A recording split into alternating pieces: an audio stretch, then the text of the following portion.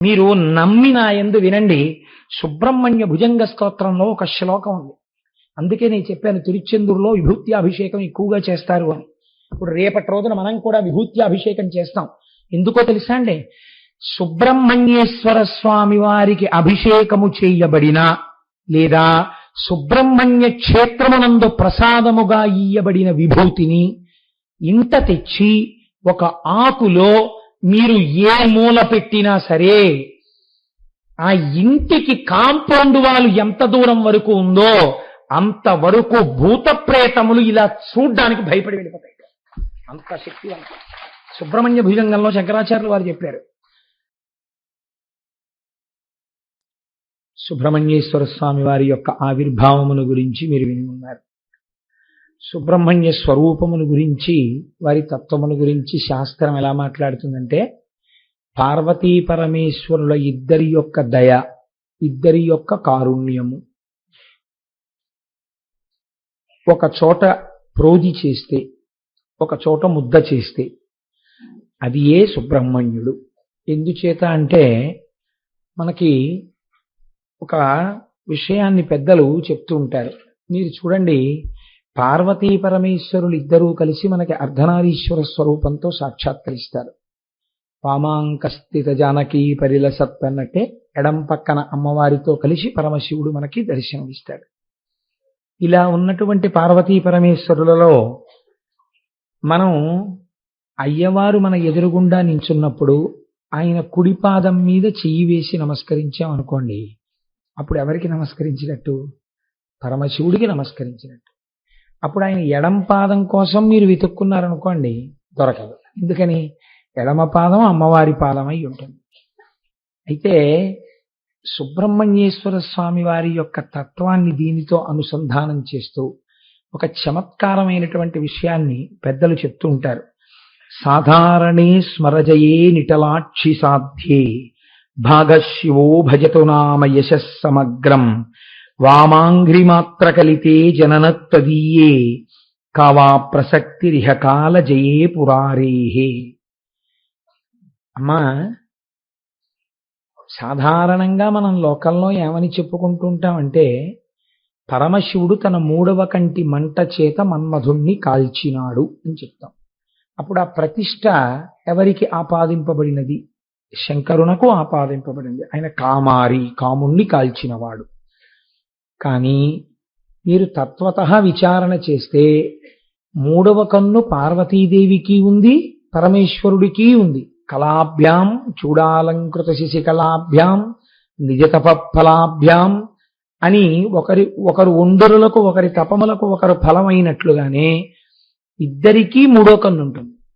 ఇద్దరికీ మూడో కన్నున్నప్పుడు శంకరుడొక్కడే మూడవ కంటి మంట చేత కాముణ్ణి కాల్చేశాడన్న కీర్తి ఆయనకే ఎలా చెల్లుతుంది?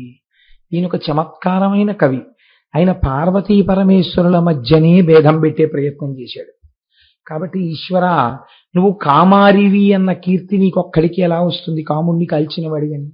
నువ్వు ఒక్కడివి కాదుగా, మూడవ కన్ను నీది, పార్వతీదేవిది కూడా. కాబట్టి ఆవిడికి సగపాలు వెళ్ళాలి. ఇంకా నీకు రెండో గొప్ప బిరుదేమిటి? కాలుణ్ణి తన్నావు, యమధర్మరాజు గారిని తన్నావని. కానీ వామాంగ్రిమాత్ర కలితే జననిత్వదీయే, నువ్వు తన్నినప్పుడు ఎడమ పాదంతో తన్నావు. ఎడమ భాగం ఎవరిది? అమ్మవారిది.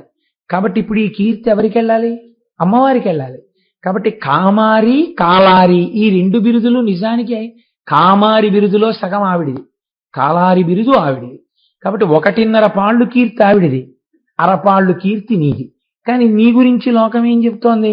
కామారి శంకరుడు, కాలారి శంకరుడు అంటోంది. ఇది ఎలా కుదురుతుంది? మా అమ్మకి 1.5 పాళ్ళుంటే అమాయకురాల్ని చేసి నువ్వు గుచ్చేసుకుంటావా కీర్తంతా అని అడిగాడు. అడిగి ఆయనే ఎంత పార్వతీదేవి కూడా గబుక్కుని శివుడు వంక చూసిందేమో, ఏమిటంటే ఇలాంటి పనులు చేశారా అన్నట్టుగా.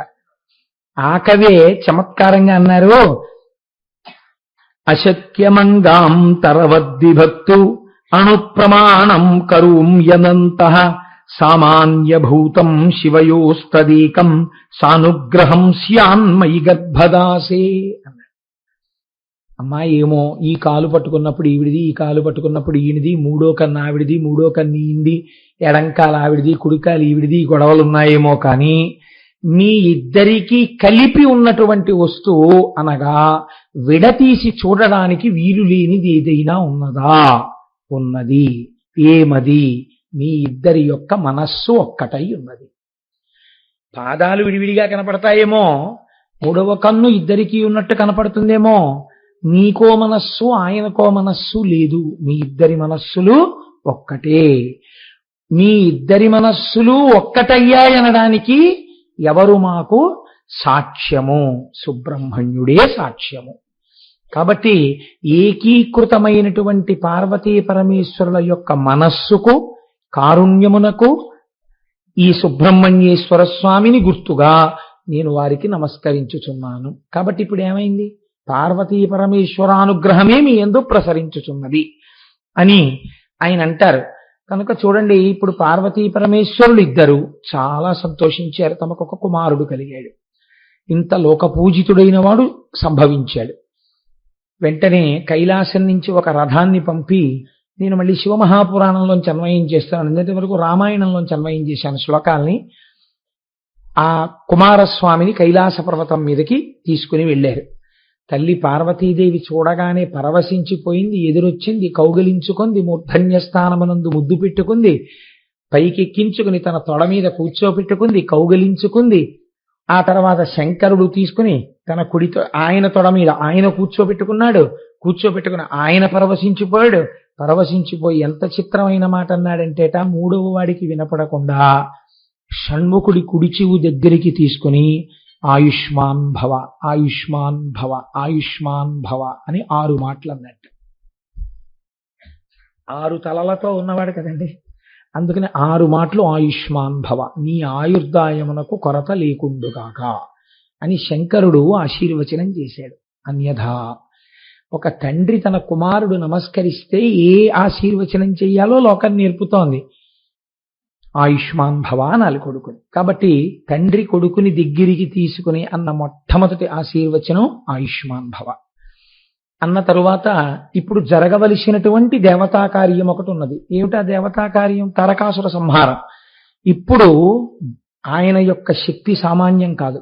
ఆయనని ఎదిరించడానికి వీలుగా దేవతలందరూ తమ శక్తులనన్నింటినీ కుమారస్వామికి ధారపోశారు. తమ శక్తులను ఏ రూపంగా ధారపోశారు అంటేట, వాళ్ళందరూ వచ్చి వాళ్ళ దగ్గర ఏవి ప్రకాశవంతమైనటువంటివి, అత్యంత దీప్తి కలిగినటువంటివి, వాళ్ళ యొక్క సమస్తమైనటువంటి శక్తి కేంద్రీకరింపబడినవి ఉన్నాయో వాటన్నింటినీ కుమారస్వామికి బహూకరించారు. పార్వతీ పరమేశ్వరులు ఇద్దరూ కలిసి త్రిశూలము, పినాకము, పాశుపతాస్త్రము, గొడ్డలి, శక్తి అయ్యవారి చేతిలో ఉంటుంది, సుబ్రహ్మణ్యేశ్వరుడి చేతిలో పట్టుకున్నటువంటి శూలం అది అమ్మవారి యొక్క శక్తి. ఆ శక్తి స్వరూపాన్ని ఇస్తే శంకరుడు మళ్ళీ వెనక్కి పిలిచి దగ్గర కూర్చోబెట్టుకుని శాంభవి విద్యని కూడా కటాక్షించాట. బ్రహ్మదేవుడు వేదాలనిచ్చి, యజ్ఞోపవీతమిచ్చి, గాయత్రీ మంత్రమిచ్చి, కమండలమిచ్చి, బ్రహ్మాస్త్రం ఇచ్చాడు. శ్రీ మహావిష్ణువు పిలిచి వైజయంతిమాల కంఠహారము ఇచ్చారు. దేవేంద్రుడు పిలిచి ఐరావతం ఇచ్చాడు, వజ్రాయుధం ఇచ్చాడు. వరుణుడు పిలిచి శ్వేతఛత్రం ఇచ్చాడు, ఒక రత్నములతో కూడిన మాలనిచ్చాడు. సూర్యుడు మనోవేగం కలిగినటువంటి రథాన్ని, ఒక కవచాన్ని ఇచ్చాడు. యముడు యమదండాన్ని ఇచ్చాడు. చంద్రుడు అమృత కలశాన్ని ఇచ్చాడు. అగ్ని మహాశక్తినిచ్చాడు. నిర్పతి స్వకీయాస్త్రము అనబడేటటువంటి ఒక అస్త్రాన్ని ప్రదానం చేశాడు. వాయువు వాయవ్యాస్త్రాన్ని ఇచ్చాడు. కుబేరుడు గదనిచ్చాడు. మన్మధుడు కామశాస్త్రాన్ని ఇచ్చాడు. పాలసముద్రం అమూల్యమైనటువంటి రత్నాల్ని, ఒక రత్నాలతో కూడినటువంటి అందెని బహుకరించిందిట. హిమవంతుడు తాతగారు కదండి, అమ్మవేపు తాతగారు. అయ్యవేపు తాతగారి గురించి మీరు అడక్కండి, ఎందుకు అడగకూడదో మీరు పార్వతీ కళ్యాణంలో విందురు గాని. కాబట్టి అమ్మవేపు తాతగారు హిమవంతుడు వచ్చి మనవడు కదా, అందుకని పట్టుబట్టలు ఇచ్చేట కట్టుకోమని. గరుత్మంతుడు చిత్రబర్హణుడు అనబడేటటువంటి ఒక నెమలి, ఆయన కొడుకే అంటారు, గరుత్మంతుడి కొడుకే చిత్రబర్హణుడు అని. ఆ నెమలిని ఆయనకి బహూకరించాడు. అలాగే అరుణుడు తామ్రచూడు అనబడేటటువంటి ఒక కోడి పుంజును బహూకరించాడు. అదే కుక్కుట ధ్వజం ఆయన యొక్క పతాకం మీద ఉంటుంది. పార్వతీదేవి మళ్ళీ పిలిచి ఒక గొప్ప చిరునవ్వును కానుకగా ఇచ్చిందిట. అందుకే మీకు సుబ్రహ్మణ్యేశ్వర స్వామి స్వరూపాలు ఎక్కడా కూడా ఇలా మూతి ముడుచుకుని ఉండవు, చక్క చిరునవ్వు నవ్వుతూ ఉంటాయి. అమ్మవారు చిరునవ్వుని ఇచ్చిందిట. ఎంత గొప్ప విషయం అనండి. ఈ పై కానుకలన్నీ ఇవ్వచ్చేమో కానీ చిరునవ్వుని కానుకగా ఇవ్వడం అంటే చాలా కష్టం. ఒక తల్లి నా చిరునవ్వు నువ్వు తీసుకోరా అని పిల్లాడికి ఇస్తే పిల్లాడికి ఆ చిరునవ్వు అంది వాడు అలాగే నవ్వుతూ ఉండడం చాలా అసాధారణం కదా. చిరునవ్వుని ఇచ్చిందిట. ఐశ్వర్యం ఇచ్చింది, చిరంజీవిత్వాన్ని ఇచ్చింది. లక్ష్మీదేవి సంపదనిచ్చింది, కంఠహారాన్ని ఇచ్చింది. సావిత్రీదేవి సకల విద్యలను కూడా ఆయనకిచ్చింది. ఇప్పుడు దేవేంద్రుడితో కలిసి దేవతలతో కలిసి ఆయన తారకాసుర సంహారానికి బయలుదేరారు. నేనైతే వ్యక్తిగతంగా ఒక మాట అనుకుంటాను, తారకాసురుడికి సుబ్రహ్మణ్యేశ్వరుడికి జరిగినటువంటి యుద్ధం గురించి ఒక గంట సేపు చెప్పవలసిన అవసరం ఉందా? ఎందుకంటే అది ఆయన పుట్టిందే ఆయన్ని చంపడానికి. మహా అయితే ఏం చేస్తాడు, కాసేపు నించుంటాడు యుద్ధంలో, ఏదో ఆస్త్రం వేస్తాడు, ఈ బాణం వేస్తాడు, కత్తి సుడతాడు, ఈ డాలెట్ ఎట్టుకుంటాడు, ఆఖరికి ఏమవుతాడు, మరణిస్తాడు. అంతే కదండి. దానికి ఎందుకు ఆ యుద్ధం? దాన్ని వర్ణించడం వల్ల తత్వత మనకి కలిగేది ఏమైనా ఉంటుందా?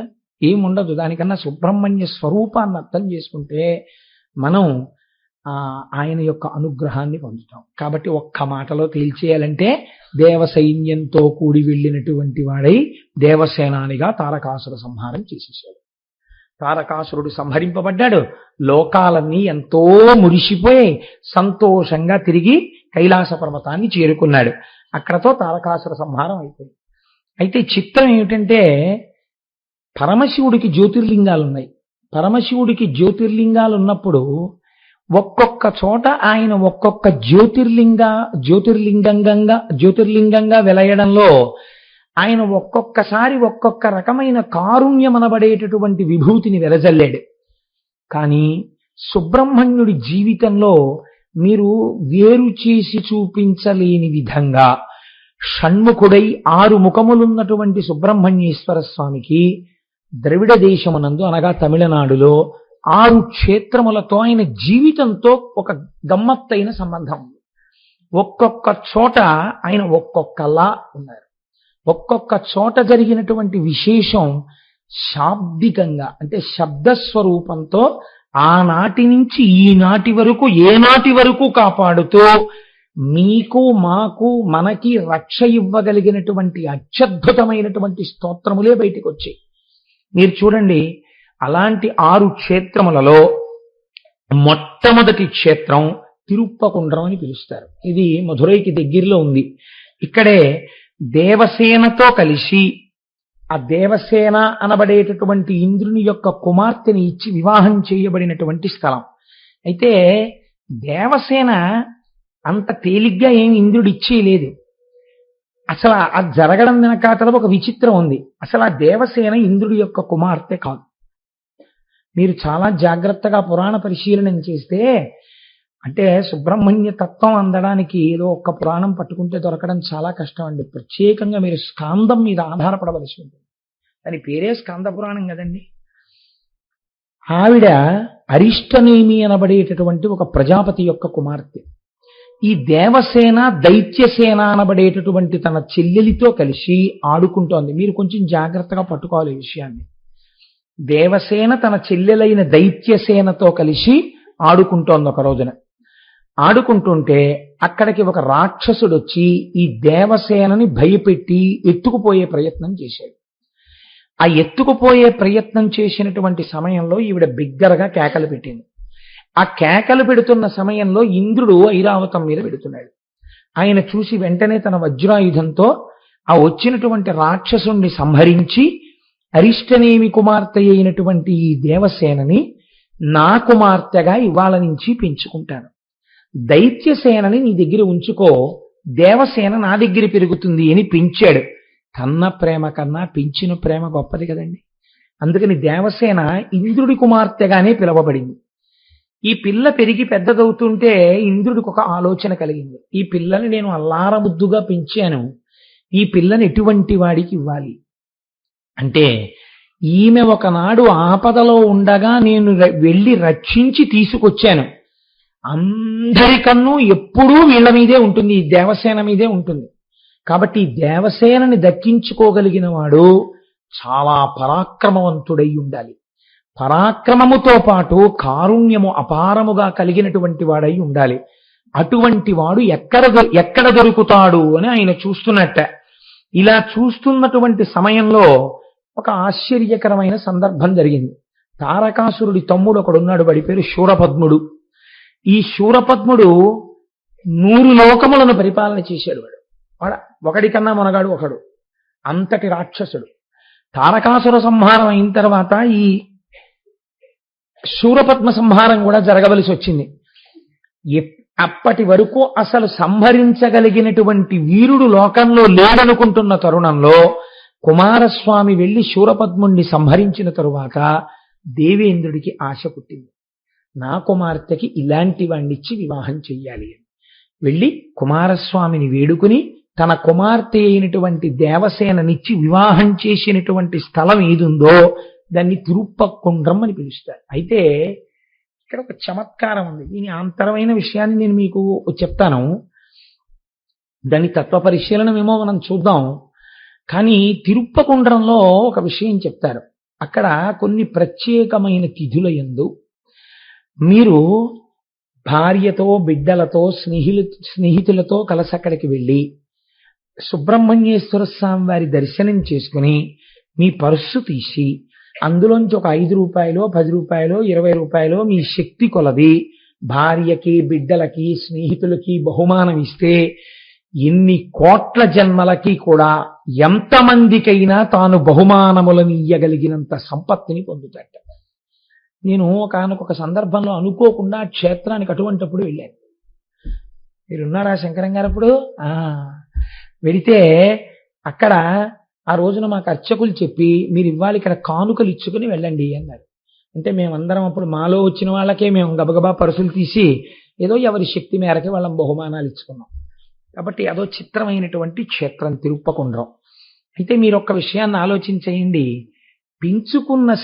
పెంచుకున్నటువంటి పిల్ల దేవసేన అనగా ఏమి? దేవసేన అంటే దేవతల యొక్క సైన్యము. దేవతల యొక్క సైన్యము ఇంద్రుడి యొక్క అధీనమై ఉంటుంది. ఇంద్రుడికి ఆపద వచ్చిందనుకోండి, ఎవరు యుద్ధం చేయాలి? దేవసైన్యం వెడుతుంది యుద్ధానికి. దేవతా సైన్యమంతా ఇంద్రుడి యొక్క అధీనమునందుండును. బాహ్యార్థం. అంతరార్థం, దేవసైన్యము దైత్య సైన్యము ఈ 2 అక్క చెల్లెళ్ళు. ఈ 2 ఎప్పుడూ కలిసి తిరుగుతుంటాయి, కలిసి ఆడుకుంటాయి. ఎక్కడ ఆడుకుంటాయి తెలుసా అండి? ఇక్కడే ఆడుకుంటాయి. దేవసైన్యం అంటే మంచి గుణాలు, దైత్య సైన్యం అంటే చెడ్డ గుణాలు. ఎవడూ కూడా లేచిన దగ్గర నుంచి మర్నాడు నిద్రపోయే వరకు తప్పు పనులే చేస్తూ ఉండడు. మీరొక్కటి గమనించండి. Nobody on the face of the earth is an embodiment of either total goodness or total badness. పూర్తి చెడు కానీ పూర్తి మంచి కానీ ఎవరి యందు ఉండవు. గుణముల యొక్క భేదము చేత ఇప్పుడు మంచిగా ఉన్నవాడు కాసేపటికి ఉద్ధతితో ప్రవర్తిస్తాడు. అప్పుడు ఉద్ధతితో ప్రవర్తించిన వాడు మరునాడు వచ్చి అయ్యా నన్ను క్షమించండి అంటాడు.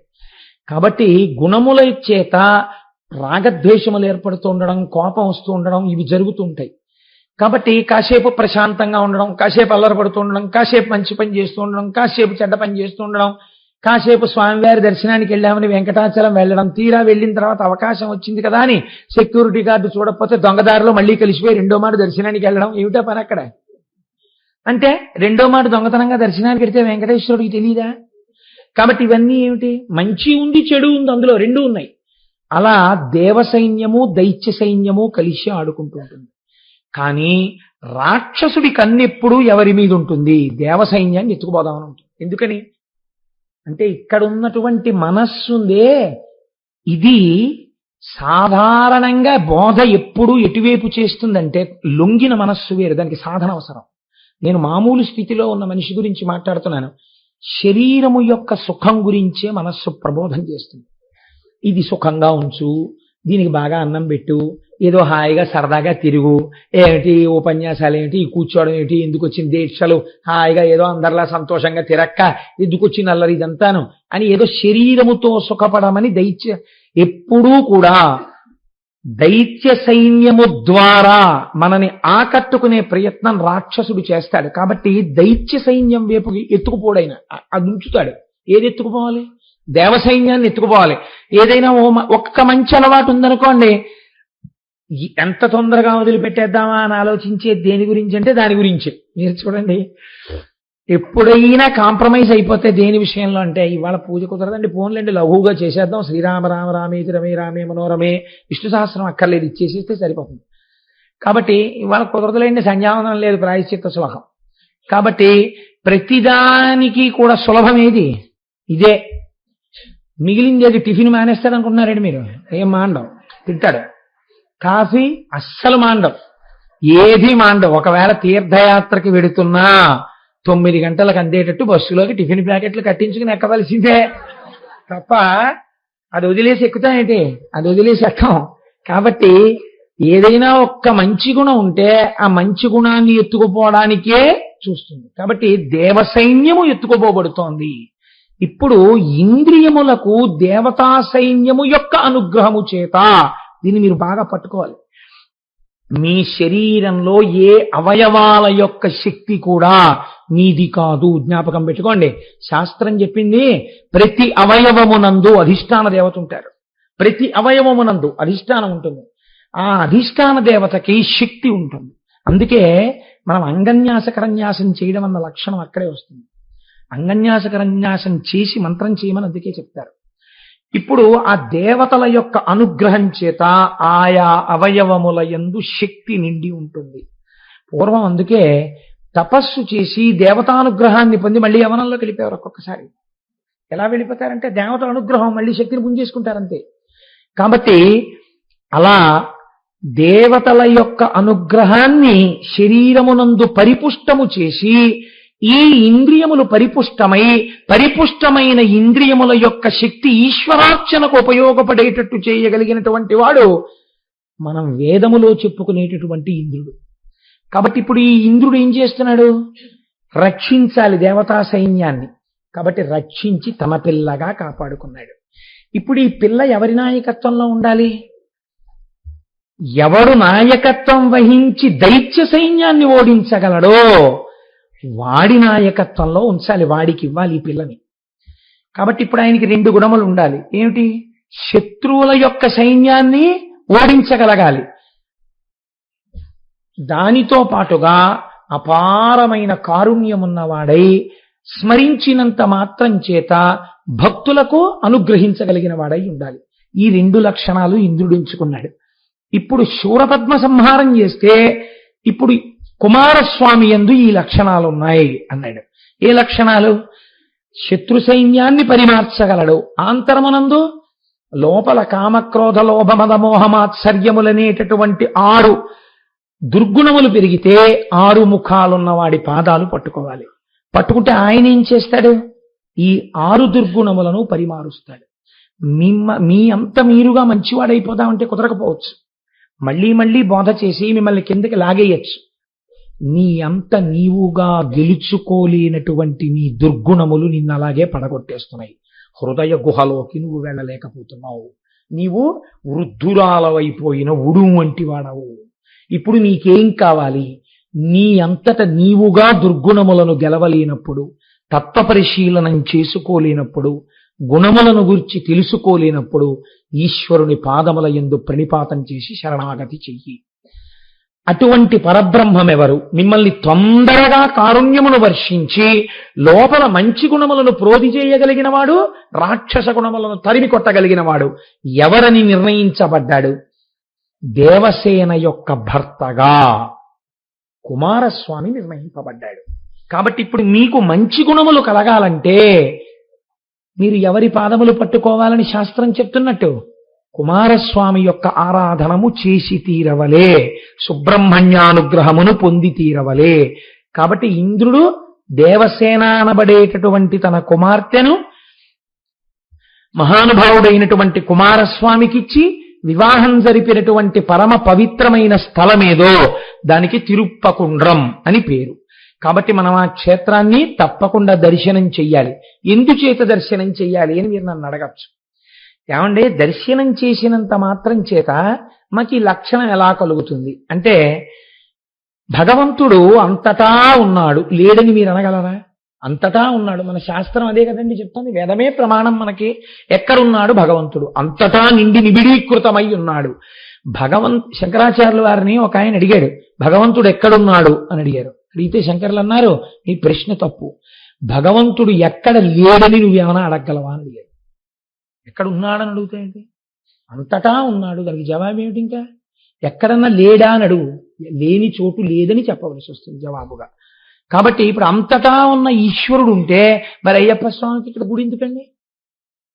అలా వెళ్ళేటప్పటికి వెంకటనగర్లో శివాలయం, వెంకటేశ్వర స్వామి గుడి ఎందుకు? ఇలా వెడితే భానులింగేశ్వరాలయం ఎందుకు? ఆయన ఎవరో అన్నాడు, ఒక గడుసు కవి, ఇంతమంది అమ్మ తల్లులు ఇన్ని దిక్కులుండగా పంట చేను కాపలాకు నేను ఎందుకో అన్నాడు. అలాగా చిత్రమే కదా. ఇన్ని దేవాలయాలు ఎందుకు మరి అన్ని చోట్ల ఈశ్వరుడు ఉంటే? అంటే వెలుతురు గదంతా ప్రసరిస్తున్నా వెలుతురు ప్రధానంగా ప్రసరింపబడుతున్న లైట్ ఉన్న ప్రదేశం ఒకటి ఉందిగా, అక్కడి నుంచేగా ప్రసరింపబడుతోంది. అంతటా ఈశ్వరుడున్న భాగవతుల ప్రార్థన చేత ఈశ్వర శక్తి ఒక చోట పొటమరించి ప్రకాశించినది. ఇదే వేదాహమేతం పురుషం మహాంతం ఆదిత్య వర్ణం తమసస్తు పారే సర్వాణి రూపాణి విచిత్ర ధీర నామాని కృత్వాభివదం యదాస్తే. ఇది పురుష సూక్తం.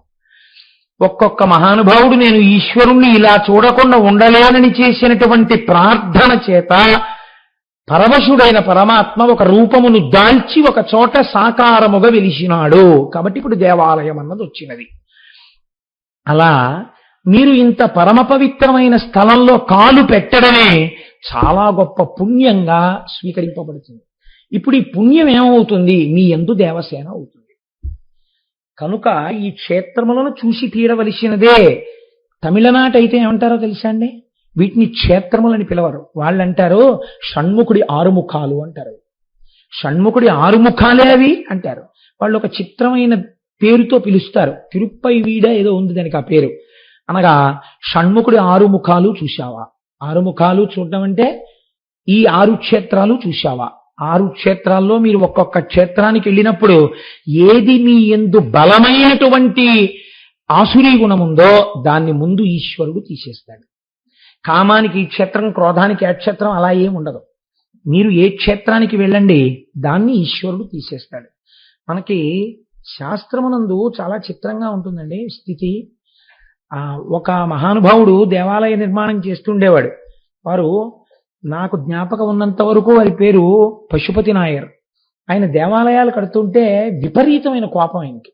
ఈ కోపం నేను గెలవలేనా అని అడిగారు ఆయన. అడిగితే తమిళనాట ఒక ప్రత్యేకమైన ప్రదేశం ఉంది, అక్కడ మీరు ఒక శివాలయాన్ని పునర్నిర్మాణం చేయండి అన్నారు. ఆయన పునర్నిర్మాణం చేసి రథోత్సవం చేస్తున్నారు.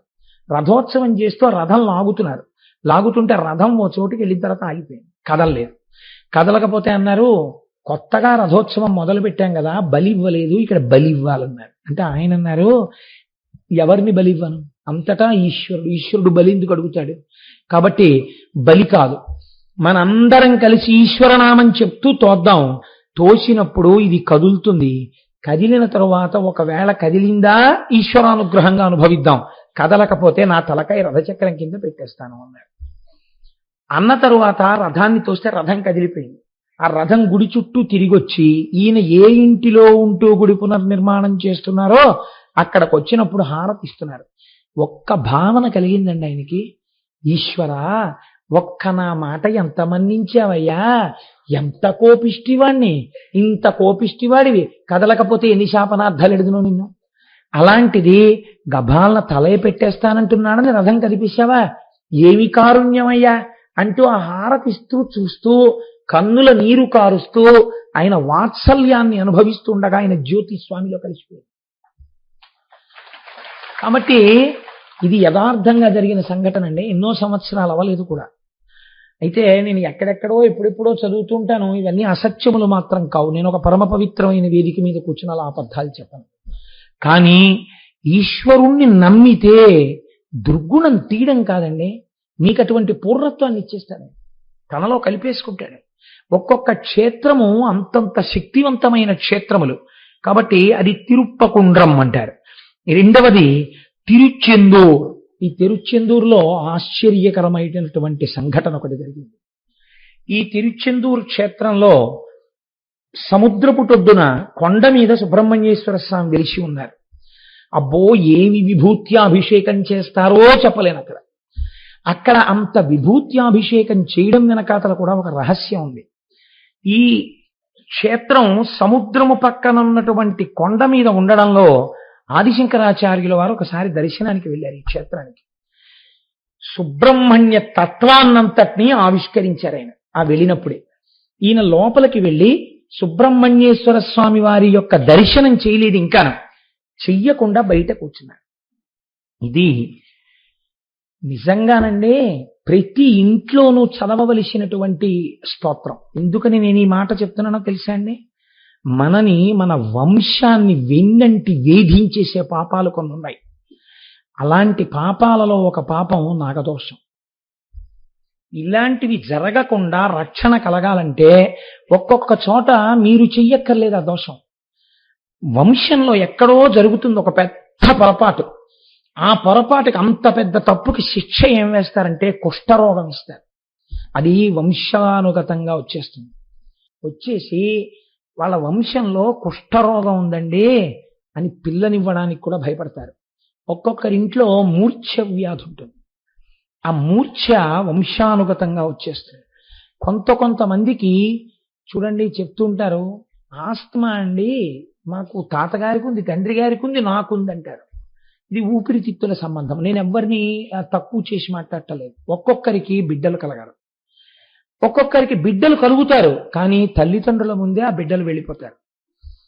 కొంతమందికి అంగవైకల్యంతో ఉన్న పిల్లలు కలుగుతారు.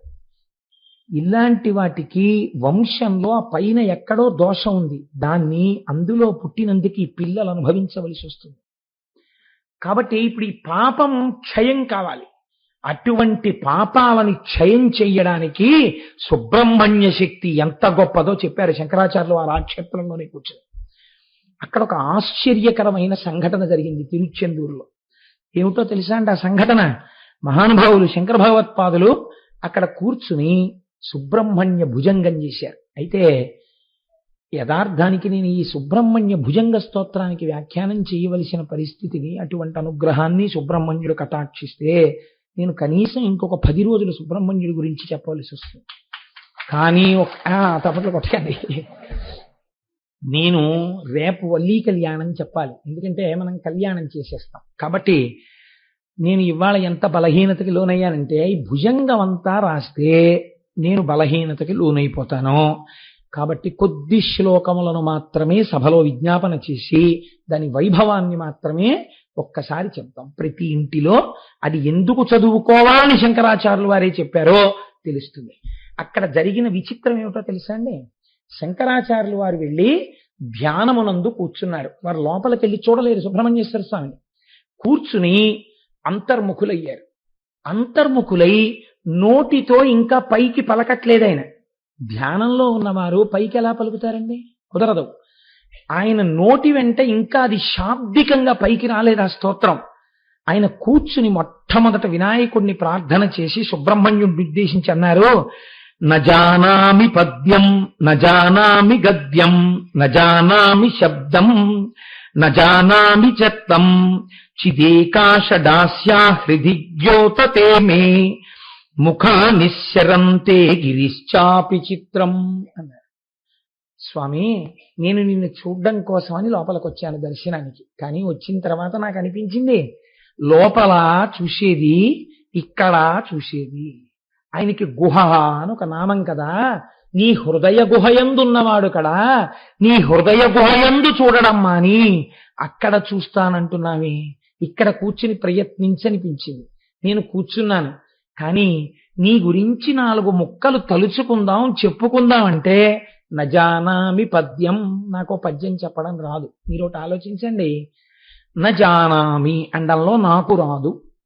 ఇప్పుడు నిజంగా ఈ మాట శంకరాచార్యులు వారు అనొచ్చా? ఇటువంటి మహానుభావుడండి శంకర భగవత్పాదులంటే. ఆయన నోటిలోంచి వచ్చిన సంస్కృతం కొత్త అందాలు సంతరించుకుంది. అంతటి మహాపురుషుడు శంకరులంటే. శంకరులు ఎప్పుడు చెప్పినా ఇలాగే చెప్తారు. ఎందుకు చెప్తారో తెలుసా అండి? ఇది గురువు యొక్క కారుణ్యము. ఇది జగద్గురువుల కారుణ్యం అంటే. నేను ఇవాళ చెప్తున్నాను, రేపు బిడ్డలు చెప్పుకోవాల్సి వస్తే, కాబట్టి నేను చెప్పేది వాళ్ళ నోటి వెంట పలకడానికి యోగ్యంగా ఉండాలి. ఈశ్వరా, మీరు ఎటువంటి వారో తెలుసా? మయూరాధిరూఢం. మీరు నెమలి వాహనం మీద తిరుగుతూ ఉంటారు. ఈ నెమలి ఏమిటో, చిత్రపరహనుడేమిటో మీకు విజ్ఞాపన చేస్తాను. 2 అర్థముల చేత నెమలి గురించి చెప్తారు. ఒకటి, మయూరాధిరూఢం, నెమలి మీద కూర్చోవడము అంటే అస్కలిత బ్రహ్మచర్యము. ఆయన ఎన్నడూ బ్రహ్మముగా ఉండువాడు. అందుకే కుండలిని శక్తికి సుబ్రహ్మణ్యుడు ప్రతీక. ఆయన ఎప్పుడు లోపల అగ్నిస్వరూపుడై ఆ షట్చక్రముల మధ్యలో సుషుమ్నా మార్గంలో ప్రవర్తిస్తూ ఉంటాడు. కనుక మయూరాధిరూఢం కాదు. 2వ అర్థం, ఈశ్వరుణ్ణి భరిస్తున్నటువంటి వాహనము ఏదైనా వేదమే. వేదమే ఈశ్వరుణ్ణి ప్రతిపాదిస్తుంది శబ్దరూపంలో ప్రమాణమై. కాబట్టి ఇక్కడ మయూరమనగా వేదమే. వేదమే ఈశ్వరుణ్ణి వహించుచున్నది కనుక వేదము కాదు. ఇంకొక అర్థం, నెమలికి ముడుచుకునుండునదేది, విప్పేది ఏది? పింఛం. బర్హి పింఛావ చూడాంగం కృష్ణం వందే జగద్గురుం అని ఆయన కూడా నెమలిక పెట్టుకుంటారు. ఇక్కడ నెమలి ఏం చేస్తుంది? తన ఈకలన్నింటినీ ఇలా మూసేస్తుంది. మూసేస్తే ఓ పెద్ద తోకలా తయారవుతుంది. అసలు నిజానికి మీరు నెమలిని ఎప్పుడైనా చూస్తే ఏమనిపిస్తుందో తెలుసా అండి? అసలు ఈ నెమలికి ఇంత పెద్ద ఈ ఈకలతో కూడిన పింఛం చాలా బరువేమో అనిపిస్తుంది. ఇంత కట్ట ఉంటుందండి, ఈడుచుకుపోతుంటుంది. ఏమిట్రా ఇది ఇలా కట్ట కట్టేసినట్టు, ఏదో చీపురు పుల్లల తెల్ల పుల్లలతో చివర మాత్రమే కనపడతాయి, మీకు మామూలుగా ఏం కనపడదు. పెద్ద పింఛం అలా మూసేసినప్పుడు ఏం అందం ఉండదండి. అందం ఎప్పుడో తెలుసా అండి? మీరు అలా విప్పేసిన నెమల్ని చూస్తే నేను ఒప్పుకోనండి అందం అంటే. అలా చెప్పి ఏమన్నా అందం అంటే నేనేం సిద్ధంగా లేను అలా అంగీకరించడానికి. అందం ఏమిటో తెలుసా అండి? మయూరం యొక్క అందం. మయూరము యొక్క అందమును మీరు ఎప్పుడు అనుభవించగలరంటే, ఎండాకాలం అంతా వెళ్ళిపోయిన తర్వాత వర్షాకాల ప్రారంభ సమయంలో ఆకాశం అంతా నల్లటి మబ్బు పట్టేసి ఒక్కసారి గాలి ధూళి వేస్తుంది. ఇంకా ఇంతంత చినుకులు టప్ టప్ టప్ అని పడ్డానికి సిద్ధంగా ఉంటాయి. సిగ్నల్ రెడ్ లో ఉన్నా సరే స్కూటర్లు వెళ్ళిపోతుంటాయి, ఇంకా తొందరగా ఇంటికి వెళ్ళిపోతాం, తడిసిపోతామని. ఇలాంటి వాతావరణంలో దుమ్ము రేగుతుంటుంది. ఇప్పుట క్రేంఖణం చేస్తున్నప్పుడు అది ఆ రవం చేసి అటు ఇటు చూసి మురిసిపోయి అడుగులు వేస్తుందట. ముందు నాట్యం చేస్తుంది. నెమలి నాట్యం చేశాక అప్పుడు తన యొక్క పింఛాన్ని పైకెత్తుతుంది. అప్పుడు చూడాలన్నాం. అది గభాలన విప్పదు. ఇలా ఉన్నటువంటి ఈ తోకని ఇలా పైకెత్తుతుంది. అసలు మీరు దీన్ని చూడాలంటే తెల్లవారకట్ట వెళ్ళిపోయి వేదం జరుగుతున్నప్పుడు రమణ మహర్షి యొక్క ఆశ్రమంలో భగవాన్ రమణులు శరీరం విడిచిపెట్టినటువంటి గదికి దగ్గరలో ఎక్కడైనా కూర్చుంటే ఆ పైన తిరుగుతుంటాయి నెమళ్ళు. మీరు చూడండి, అది ఇలా పైకెత్తుతుంది. ఎత్తి ఒడిచిపెడుతుందని మీరు అనుకుంటున్నారా? ఎన్ని చిన్నెలు చేస్తుందో తెలుసా అండి? మధ్యలోకి సొట్టొచ్చేలా తిప్పుతుంది. ఆ తర్వాత ఇవన్నీ ఇలా వంగేటట్టుగా తిప్పుతుంది. ఆ తర్వాత విప్పడం మొదలెడుతుంది. విప్పడం మొదలెడితే విసినికర్రలు ఉంటాయే, ముడుచుకున్న విసినికర్రలు ఇలా విప్పుతుంటారు మన వాళ్ళు. అలా విప్పుతుందండి. ఈ కింద చివర్న మొదలు పెడుతుంది. మొదలుపెట్టి ఇలా ఇలా దులిపినప్పుడల్లా విచ్చుకుంటుంది. విచ్చుకుని పింఛం విప్పుతుంది అలంకారం. ఇది ఎవరికి అలంకారం? నెమలికే అలంకారం. ఇప్పుడు మీరు ఈ పింఛం విప్పిన నెమలిని నెమలికంఠం అంటారు. ఆ నెమలికంఠంతో ఆ పింఛం విప్పి అడుగులు వేసి నాట్యం చేస్తూ నల్లమబ్బు పట్టిన ఆకాశాన్ని చూసి పొంగిపోయినటువంటి పింఛం విప్పిన నెమలి ఉన్నదే, అది తత్వతః స్వీకరింపబడుతోంది. మయూరాధిరూఢం. ఇందుచేత మీరు చూడండి, దేశకాల సంకీర్తనము అని పూజ ఎందుకు మాట ఉంది. ముందేం చెప్పాలంటే మీరు ఎక్కడున్నారు, ఈశ్వరుడికి తెలియదా? కాదు, మీకు తెలిసి ఉండాలి. కాబట్టి అనంతములోకి వెళ్లే ముందు మీరు మొదట ఎక్కడ ప్రారంభం అవుతుంది? నేనేముంది స్వామి, ఇంత పెద్ద శ్రీ మహావిష్ణోరాజ్ఞా ప్రవర్తమానస్యాద్య బ్రహ్మణ ద్వితీయ పరార్ధే శ్వేతవరాహ కల్పే వైవస్వతమన్వంతరే కలియుగే ప్రథమ పాదే జంబూద్వీపే భరతవర్షే భరతఖండే మేరోః దక్షిణ దిగ్భాగే శ్రీశైలస్య ఈశాన్య దిగ్భాగే గంగా గోదావర్యోః మధ్యప్రదేశే స్వగృహే సమస్తదేవతా బ్రాహ్మణ హరిహర సన్నిధౌ అస్మిన్ వర్తమాన వ్యవహారిక చాంద్రమానేన నా సొంత ఇంట్లో ఉన్నాను, గంగా గోదావరి మధ్యలో ఉన్నాను, ఇన్ని చెప్పి ఎక్కడున్నారో చెప్పి ఇప్పుడు పూజ ఎప్పుడు చేస్తున్నారో కాలం చెప్తారు. కాలం చెప్పేటప్పుడు ఒక వరుసలో చెప్తారు, మీ ఇష్టం వచ్చినట్టు చెప్పడానికి వీల్లేదు. ఎలా చెప్తారు? చెప్పేటప్పుడు శ్రీ వ్యయనామ సంవత్సరే ఉత్తరాయణే శిశిర ఋతు మాఘమాసే కృష్ణపక్షే సప్తమ్యాం వాసర భృగువాసరే శుభ నక్షత్ర శుభయోగ శుభకరణ ఏమంగళ విశేష విశిష్టాయాం. ఇప్పుడు నక్షత్రం కరణం యోగం ఇవన్నీ చెప్తారు, లేకపోతే లేదు శుభ శబ్దం వేసేస్తారు. 6గా 7 దాన్ని విడదీస్తారు. ఎలా? ముందు సంవత్సరంగా చెప్తారు. వ్యయనామ సంవత్సరే, వ్యయనామ సంవత్సరం ఎన్నింటితో కలిస్తే కూడిక? 2 ఆయనములు కలిస్తే. ఏమిటి ఆయనములు? ఉత్తరాయణము దక్షిణాయనము. ఈ ఉత్తరాయణంలో మళ్ళీ ఎన్ని నెలలు ఉన్నాయి? 12 నెలలున్నాయి. 12 నెలలలో ప్రతి నెలలోనూ ఒక్కొక్క సగం సగం ఏమిటి? శుక్లపక్షం కృష్ణపక్షం. మళ్ళీ శుక్లపక్షం కృష్ణపక్షంలో ఒకే తిథులు మారుతాయి. మారిన రోజుకొక పేరుంది. ఆ పేరు రోజుకున్నటువంటి పేరు చెప్తారు. ఇప్పుడు మీరు ఉన్నటువంటి క్షణం ఏది ఉన్నదో అది చిట్ట చివరికి ప్రమాణముగా మీకు కనపడేది కంటికి ఎదురుగుండా ఏది? సంవత్సరముగా ప్రారంభమవుతుంది కదండి. వ్యయనామ సంవత్సరే ఒక పేరుతో ఒక సంవత్సరం. ఇప్పుడు అది తర్వాత ఎన్ని చిన్నెలు పొందింది? మారి ఉత్తరాయణం దక్షిణాయనం అయిపోయింది, కృష్ణపక్షం శుక్లపక్షం అయిపోయింది, నెలలు అయిపోయింది, నెలలలో మళ్ళీ పక్షాలు అయిపోయింది, పక్షాల్లోంచి తిథులు అయిపోయింది, తిథుల్లోంచి వారం వచ్చేసింది, వారంలో బలానా కరణంలో బలానా సమయంలో బలానా యోగంలో నేను ఈ పూజ చేయించున్నాను అయిపోయింది. ఇదంతా కలిపి కట్టకడితే ఏమిటి? కాలమే. విప్పితే ఏమిటి? రకరకాలైన పరిధులు వచ్చాయి. అదే నెమలి యొక్క పింఛము. ఇప్పుడు ఈ నెమలి ఇలా విప్పితే ఈ కాలము మీకు బాగా దేని వలన తెలుస్తూ ఉంటుంది? 6 ఋతువుల వలన తెలుస్తూ ఉంటుంది. మీరు చూడండి, ఇప్పుడు ఉదాహరణకి వసంత ఋతువు వచ్చిందనుకోండి. అబ్బా వసంత ఋతువు వచ్చేసింది, వైశాఖ మాసం వస్తుంది, శంకరాచార్యుల వారి యొక్క జయంతి వస్తుంది అని మనం పొంగిపోతాం. వసంత ఋతువులో లోకమంతా చాలా హాయిగా ఉంటుందని ప్రసిద్ధి. ఇప్పుడు అలా ఉండట్లేదు అనుకోండి. వసంత ఋతువు తర్వాత గ్రీష్మ ఋతువు, హోరెత్తిపోతాయి ఎండలు. గ్రీష్మ ఋతువు దాటిందనుకోండి, అమ్మ బాబోయ్ ఏమిటో ఈ ఎండలు, ఏమిటో ఈ ఎండలు, ఏమిటో ఈ ఎండలని. ఎప్పుడు వెళ్ళిపోతుందో గ్రీష్మ ఋతువు, ఎప్పుడు వెళ్ళిపోతుందో గ్రీష్మ ఋతువు. గ్రీష్మ ఋతువు ఎప్పుడు వెళ్ళిపోతుంది? ఆ నెలలు వెళ్ళాలి, ఆ పక్షాలు వెళ్ళాలి. ఇప్పుడు గ్రీష్మ ఋతువు వెళ్ళిపోయింది, ఏమిటొస్తుంది? వర్ష ఋతువు. వర్షాలు పడతాయి. వర్ష ఋతువు అయిపోయిన తర్వాత ఏమొస్తుంది? మళ్ళీ అక్కడ హేమంత ఋతువు వస్తుంది. శరదృతువు వస్తుంది. శరదృతువు వస్తే పండు వెన్నెల కాస్తుంది. మళ్ళీ మనందరం ఇక్కడ కూర్చుని అమ్మవారిని అక్కడ కూర్చోబెట్టి పూజలు మొదలు పెడతాం. శరదృతువు అయిపోతుంది, హేమంత ఋతువు వస్తుంది. హేమంత ఋతువు వచ్చేటప్పటికి విశేషమైనటువంటి మంచు పడుతూ ఉంటుంది. ఆర్ద్ర నక్షత్రంలో శివాభిషేకాలు చెయ్యాలి అని శాస్త్రం. తిరువెంబావై చదువుతూ, సరే తిరుప్పావై చేస్తుంటాం అనుకోండి. కాబట్టి ఇప్పుడు ఈ హేమంత ఋతువు నడుస్తోంది. హేమంత ఋతువు అయిపోయిన తర్వాత ఏమొస్తుంది? శిశిర ఋతువు వస్తుంది. చెట్లు ఆకులు రాల్చేస్తాయి. ఈ శిశిర ఋతువు అయిపోతే మళ్ళీ వసంత ఋతువు వస్తుంది. కదిలిపోతున్న కాలము మీకు దేనిగా తెలియబడుతోంది? మీ దేహమునకు కలిగేటటువంటి సుఖదుఖముల రూపంలో, మారుతున్న ఋతువుల రూపంలో తెలుస్తోంది. ఈ తెలియబడే 6 ఋతువులే సుబ్రహ్మణ్యుడి యొక్క 6 ముఖాలు. ఇప్పుడు ఆయన కూర్చున్న కాలమే నెమలి. దాని కాళ్ల కింద ఒక పాము పడుంటుంది. ఏమిటా పాము? పాము మృత్యువునకు సంకేతము. పాము చూసింది అనుకోండి నిద్ర పట్టదు. ఇంకా ఎందుకు పట్టదు? మృత్యువుతో సమానం, మృత్యువే. ఇప్పుడు ఇటువంటి పాము ఎక్కడ పడిపోయింది? నెమలి కాళ్ల కింద పడిపోయింది. నెమలి ఆజన్మ శత్రుత్వం. ఎవరిని చంపేస్తుంది? పావును చంపేస్తుంది.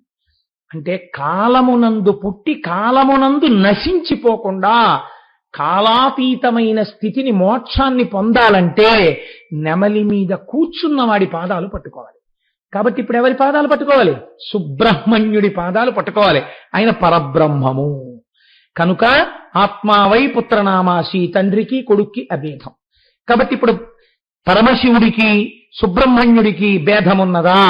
తత్వత ఉండదు, బ్రహ్మమే అయి ఉంటారు. కాబట్టి ఇప్పుడు ఈ తత్వము ఆవిష్కరింపబడడం మయూరాభిరూఢం మహావాక్య గూఢం. మహావాక్యములని మనకున్నాయి, తత్వమసి మొదలైనవి. ఇవి ఇక్కడే ఇప్పుడే ఈశ్వరుడవై ఉన్నావు అని చెప్తుంటాయి. మీరు ఆయనని తెలుసుకుంటే మీరు ఆయన అవుతారు. కాబట్టి మహావాక్య రూఢం మనోహారి దేహం. ముందు భక్తి ప్రారంభం అవ్వాలి. చూడగానే ఆ మూర్తిని మనసు పొంగిపోవాలి. అంతటి అందగాడైనటువంటి పురుష స్వరూపం సుబ్రహ్మణ్య స్వరూపం. కాబట్టి మనోహారి దేహం మహాచిత్త గేహం. ఇక్కడే ఉంటాడు స్వామి. మహాదేవ దేవం మహీదేవ దేవం. మహాదేవుడు అంటే పరమేశ్వరుడు. ఈ లోకమునందు వెలిసినటువంటి దేవాదిదేవుడవు. మహావేద భావం, వేదముల చేత ప్రతిపాదింపబడినటువంటి జ్ఞానమువి. మహాదేవ బాలం, మహాదేవుని యొక్క కుమారుడవు. భజే లోకపాలం, లోకములను పరిపాలించేటటువంటి వాడివి. అటువంటి తండ్రి నీకు నేను నమస్కరించుచున్నాను. శంకరాచార్య కృతమైనటువంటి భుజంగ స్తోత్రాన్ని చదివితే ప్రతి ఇంట్లో మీరు ఎవరి దగ్గరికి వెళ్ళి ఒక కంప్లైంట్ చేయక్కర్లేదు. ఏమిటో తెలుసా అండి, మా మనస్సు ప్రశాంతంగా ఉండట్లేదండి, చాలా డిస్టర్బ్డ్గా ఉంటుంది అంటుంటారు. చిత్రం ఏమిటంటే మీరు ఏది అంగీకరించాలో అది అంగీకరించే మనస్సు ఇచ్చేస్తాడు. ఒక వృద్ధాప్యం వచ్చేసింది అనుకోండి, 80 ఏళ్ళు. 80 ఏళ్ళు వచ్చిన తర్వాత నాకు అదేంటే నవకాయ పిండి వంటలతో భోజనం చేసేస్తే జీర్ణం అయిపోవాలంటే అని కోరుకోకూడదు. అప్పుడు ఏ జ్ఞానం కలుగుతుందంటే 80 ఏళ్ళకి ఇంకా ఎందుకు జీర్ణం అవుతుంది, శరీరం పెద్దదైపోతుంది కాబట్టి చక్కగా సాత్వికమైన ఆహారం తీసుకుందాం అన్న భావం కలుగుతుంది. ఇప్పుడు మీ మనస్సుకు పట్టిన మాలిన్యం వదిలిపోయిందా లేదా, దాన్ని మీరు ఆ కోణంలో అర్థం చేసుకోవాలి. అంతేగాని అలా స్తోత్రం చేసేస్తే అండి నేను నవకాయ పిండి వంటలతో రోజు తినేయగలనా, లేకపోతే తరవాణి అన్నం తినేసినా అరిగిపోతుందా, ఇలాంటి ప్రశ్నలు అడగకూడదు. కాబట్టి ఇప్పుడు ఏమైంది, యథాభ్యస్తరంగాలయం యాంతి తుంగా తథైవ పదసన్నిధౌ సేవ్యమానే ఇతీవోర్ని పంక్తి నృణాం దర్శయంతం సదా భావహేహృత్ సరోజే గుహంతం. శంకర్లు అంటున్నారు, స్వామి కింద సముద్రం ఉందే ఈ తిరుచెందూరులో, ఈ సముద్ర కెరటములు సముద్రంలోంచి బయలుదేరుతాయి. బయలుదేరిన ఈ కెరటం విరిగిపోయి కూడా ప్రయాణం చేస్తుంది. ప్రయాణించిన కెరటమునకు ఆ ప్రయాణము అంతమైపోయి మళ్ళీ సముద్రంలోకి వెళ్ళి ప్రశాంతపడిపోయేది ఎప్పుడు, సముద్రపు టొడ్డు తగిలినప్పుడు. ఆ ఒడ్డునున్న కొండ మీద ఉన్నదెవరు, నువ్వు. సముద్రములో పుట్టిన కెరటము సముద్రములో పెరిగి సముద్రములో విరిగి భూమి వరకు వచ్చి ఒడ్డుకు తగిలి సముద్రంలోకి వెళ్ళిపోయినప్పుడు తాను మళ్ళీ సముద్రమై ప్రశాంతపడినట్టు తిరుచెందూరులో నిన్ను చూసి నిన్ను స్తోత్రం చేసిన వాడికి మనస్సులో ఏ అలజడులున్నాయో అవి ఒడ్డుకి చేరినట్టే సముద్రపు గాంభీర్యమును పొందుతాడు. కానీ ఇంకా మళ్ళీ మనస్సులో అలజడిగా ఉందన్నమాట వాడి నోటి వెంట రాదు. అంతటి శక్తి తిరుచెందూరు క్షేత్రమునకు ఉన్నది. చిత్రం ఏమిటో తెలుసా అండి, శంకరాచార్యుల వారి జీవితంలో ఎన్నడూ జరగనటువంటి సంఘటన ఒకటి జరిగింది.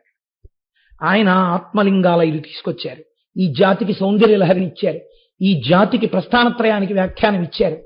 ఆయన చెయ్యని స్తోత్రం లేదు, ఆయన వెయ్యని చక్రం లేదు. అంతటి మహాపురుషుడు సుబ్రహ్మణ్యుణ్ణి కౌగలించుకుని ఈ శ్లోకం చెప్పాలా. ఏమిటా శ్లోకం, అహం సర్వదా దుఃఖ భారావసన్నో. స్వామి నేను చాలా దుఃఖ భారంతో బడలిపోయాను. ఆయన సుబ్రహ్మణ్యుడు కౌగలించుకోనే శంకరాచార్యుల వారి మనస్సులో కదిలిన భావన ఏమిటో తెలుసా అండి, నన్ను కౌగలించుకున్నాడు, నేను ఈ ఆనందం పొందేస్తాను. నేను ఎప్పుడూ సంతోషంతో ఉండేవాడిని అహం బ్రహ్మాస్మి స్థాయిలో. కానీ లోకమంతా సంసారంలో ఉన్న వాళ్ళు అనేక బాధలతో ఉన్నారు, దుఃఖాల్లో ఉన్నారు. వాళ్ళ బాధలు పోయేటట్టుగా నా ఒడిలో కూర్చుని నన్ను గట్టిగా కౌగిలించుకున్నటువంటి సుబ్రహ్మణ్యుడు ఆయన ఇలా కౌగిలించుకుంటే ఆయన చెవి ఎక్కడికి వస్తుందండి, కౌగిలించుకున్నప్పుడు ఇలా భుజం మీదకి తలపెట్టి కౌగిలించుకుంటే సుబ్రహ్మణ్యుడి చెవు శంకరుల నోటి దగ్గరికి వచ్చింది. ఆయన చెవులో లోకం మాట నేను వెయ్యాలి, వేస్తే ఆయన గుర్తు పెట్టుకుని వీళ్ళందరినీ కాపాడాలి నా తండ్రి. మనందరి తరపున శంకరులు చేశారు భుజంగం, మనం ఏమిచ్చి ఆయన రుణం తీర్చుకుంటాం. జగద్గురు శంకరులకి నమస్కరించని బ్రతుకొక బ్రతుకండి. వైశాఖ శుక్ల పంచమి నాడు శంకరాచార్య స్వామి దర్శనం చెయ్యని జన్మాది. మన అదృష్టం కాకినాడలో మనకు అంత గొప్ప దేవాలయం వచ్చింది. మహానుభావుడు సత్యనారాయణ రెడ్డి గారు కట్టించారు. కనుక శంకరులు అంటున్నారు, అహం సర్వదా దుఃఖ భారావసన్నో భవాం దీన బంధుస్తధన్యం నయాచే భవద్భక్తిరోధం సదా క్లుప్త బాధం మమాధిం ధృతం నాశయో మాసు తత్వం. ఓ ఉమాసుతుడా, ఓ సుబ్రహ్మణ్యుడా, ఇన్ని దుఃఖాల్లో ఉన్నానో తెలుసా? ఈ దుఃఖాలు లోపల ఉండడం వల్ల నేను నీ వంక చూడలేకపోతున్నాను, నిన్ను స్తోత్రం చెయ్యలేకపోతున్నాను. ఈశ్వర, నా దుఃఖములను పరిమార్చి నేను సంతోషంగా ఉండేటట్టు చెయ్యి. అందుకే జన్మాంతరములుగా ఎక్కడైనా దోషం జరిగితే ఎన్ని మహాపాపాలు కట్టి కుడిపి ఏడిపిస్తాయో శంకరాచార్యులు వారు లిస్టు చెప్పారు. అపస్మార కుష్టాక్షయార్ష ప్రమేహ జ్వరాన్మోద గుల్మాది రోగా మహాంత్వా పిశాచాశ్చ సర్వే భవత్పాత్ర భౌతిం విలోక్య క్షణాతారకారే ద్రవంతి. స్వామి, నాకు ముందు నా వంశంలో పుట్టిన వాళ్ళు ఎవరు దోషభూయిష్టమైన నడుబడి ఉన్నారో నాకు తెలియదు.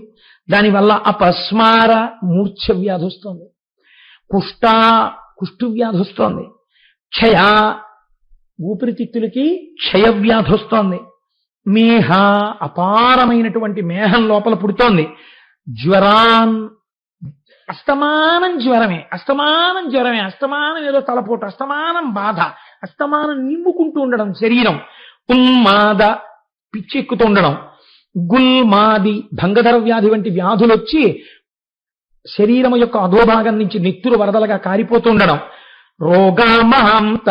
ఇలాంటి రోగాలన్నీ ఎందుకు వస్తున్నాయి? ఎందుకు ఇచ్చావు ఈశ్వరా మాకు? ఎవరో చేసిన పాపం ఆ వంశాన్నంతటిని కట్టి కుడిపుతోంది. ఆయన చెవులో చెప్పుకుంటున్నారు మనందరి తరపున.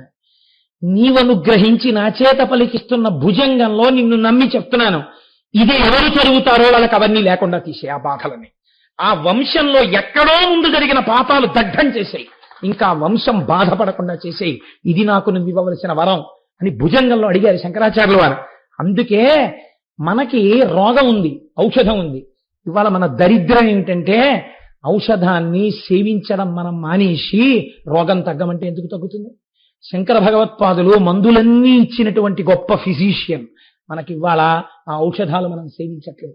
సుబ్రహ్మణ్య భుజంగ స్తోత్రం చదువుకుంటే వంశాలు ఎందుకు నిలబడవండి? సుబ్రహ్మణ్య భుజంగ స్తోత్రం చదువుకుంటే ఎందుకు మనకు అంతంత బాధలు వస్తాయి? ఏదో పెద్ద రోగం రావలసింది చిన్న రోగంతో ఈశ్వరుడు తీసేస్తాడు. ప్రతిరోజు సుబ్రహ్మణ్య భుజంగం ఇంట్లో చదివి తీరాలి యజమాని అన్నవాడు. కాబట్టి ఇటువంటి రోగాలన్నింటినీ తీసే తండ్రి.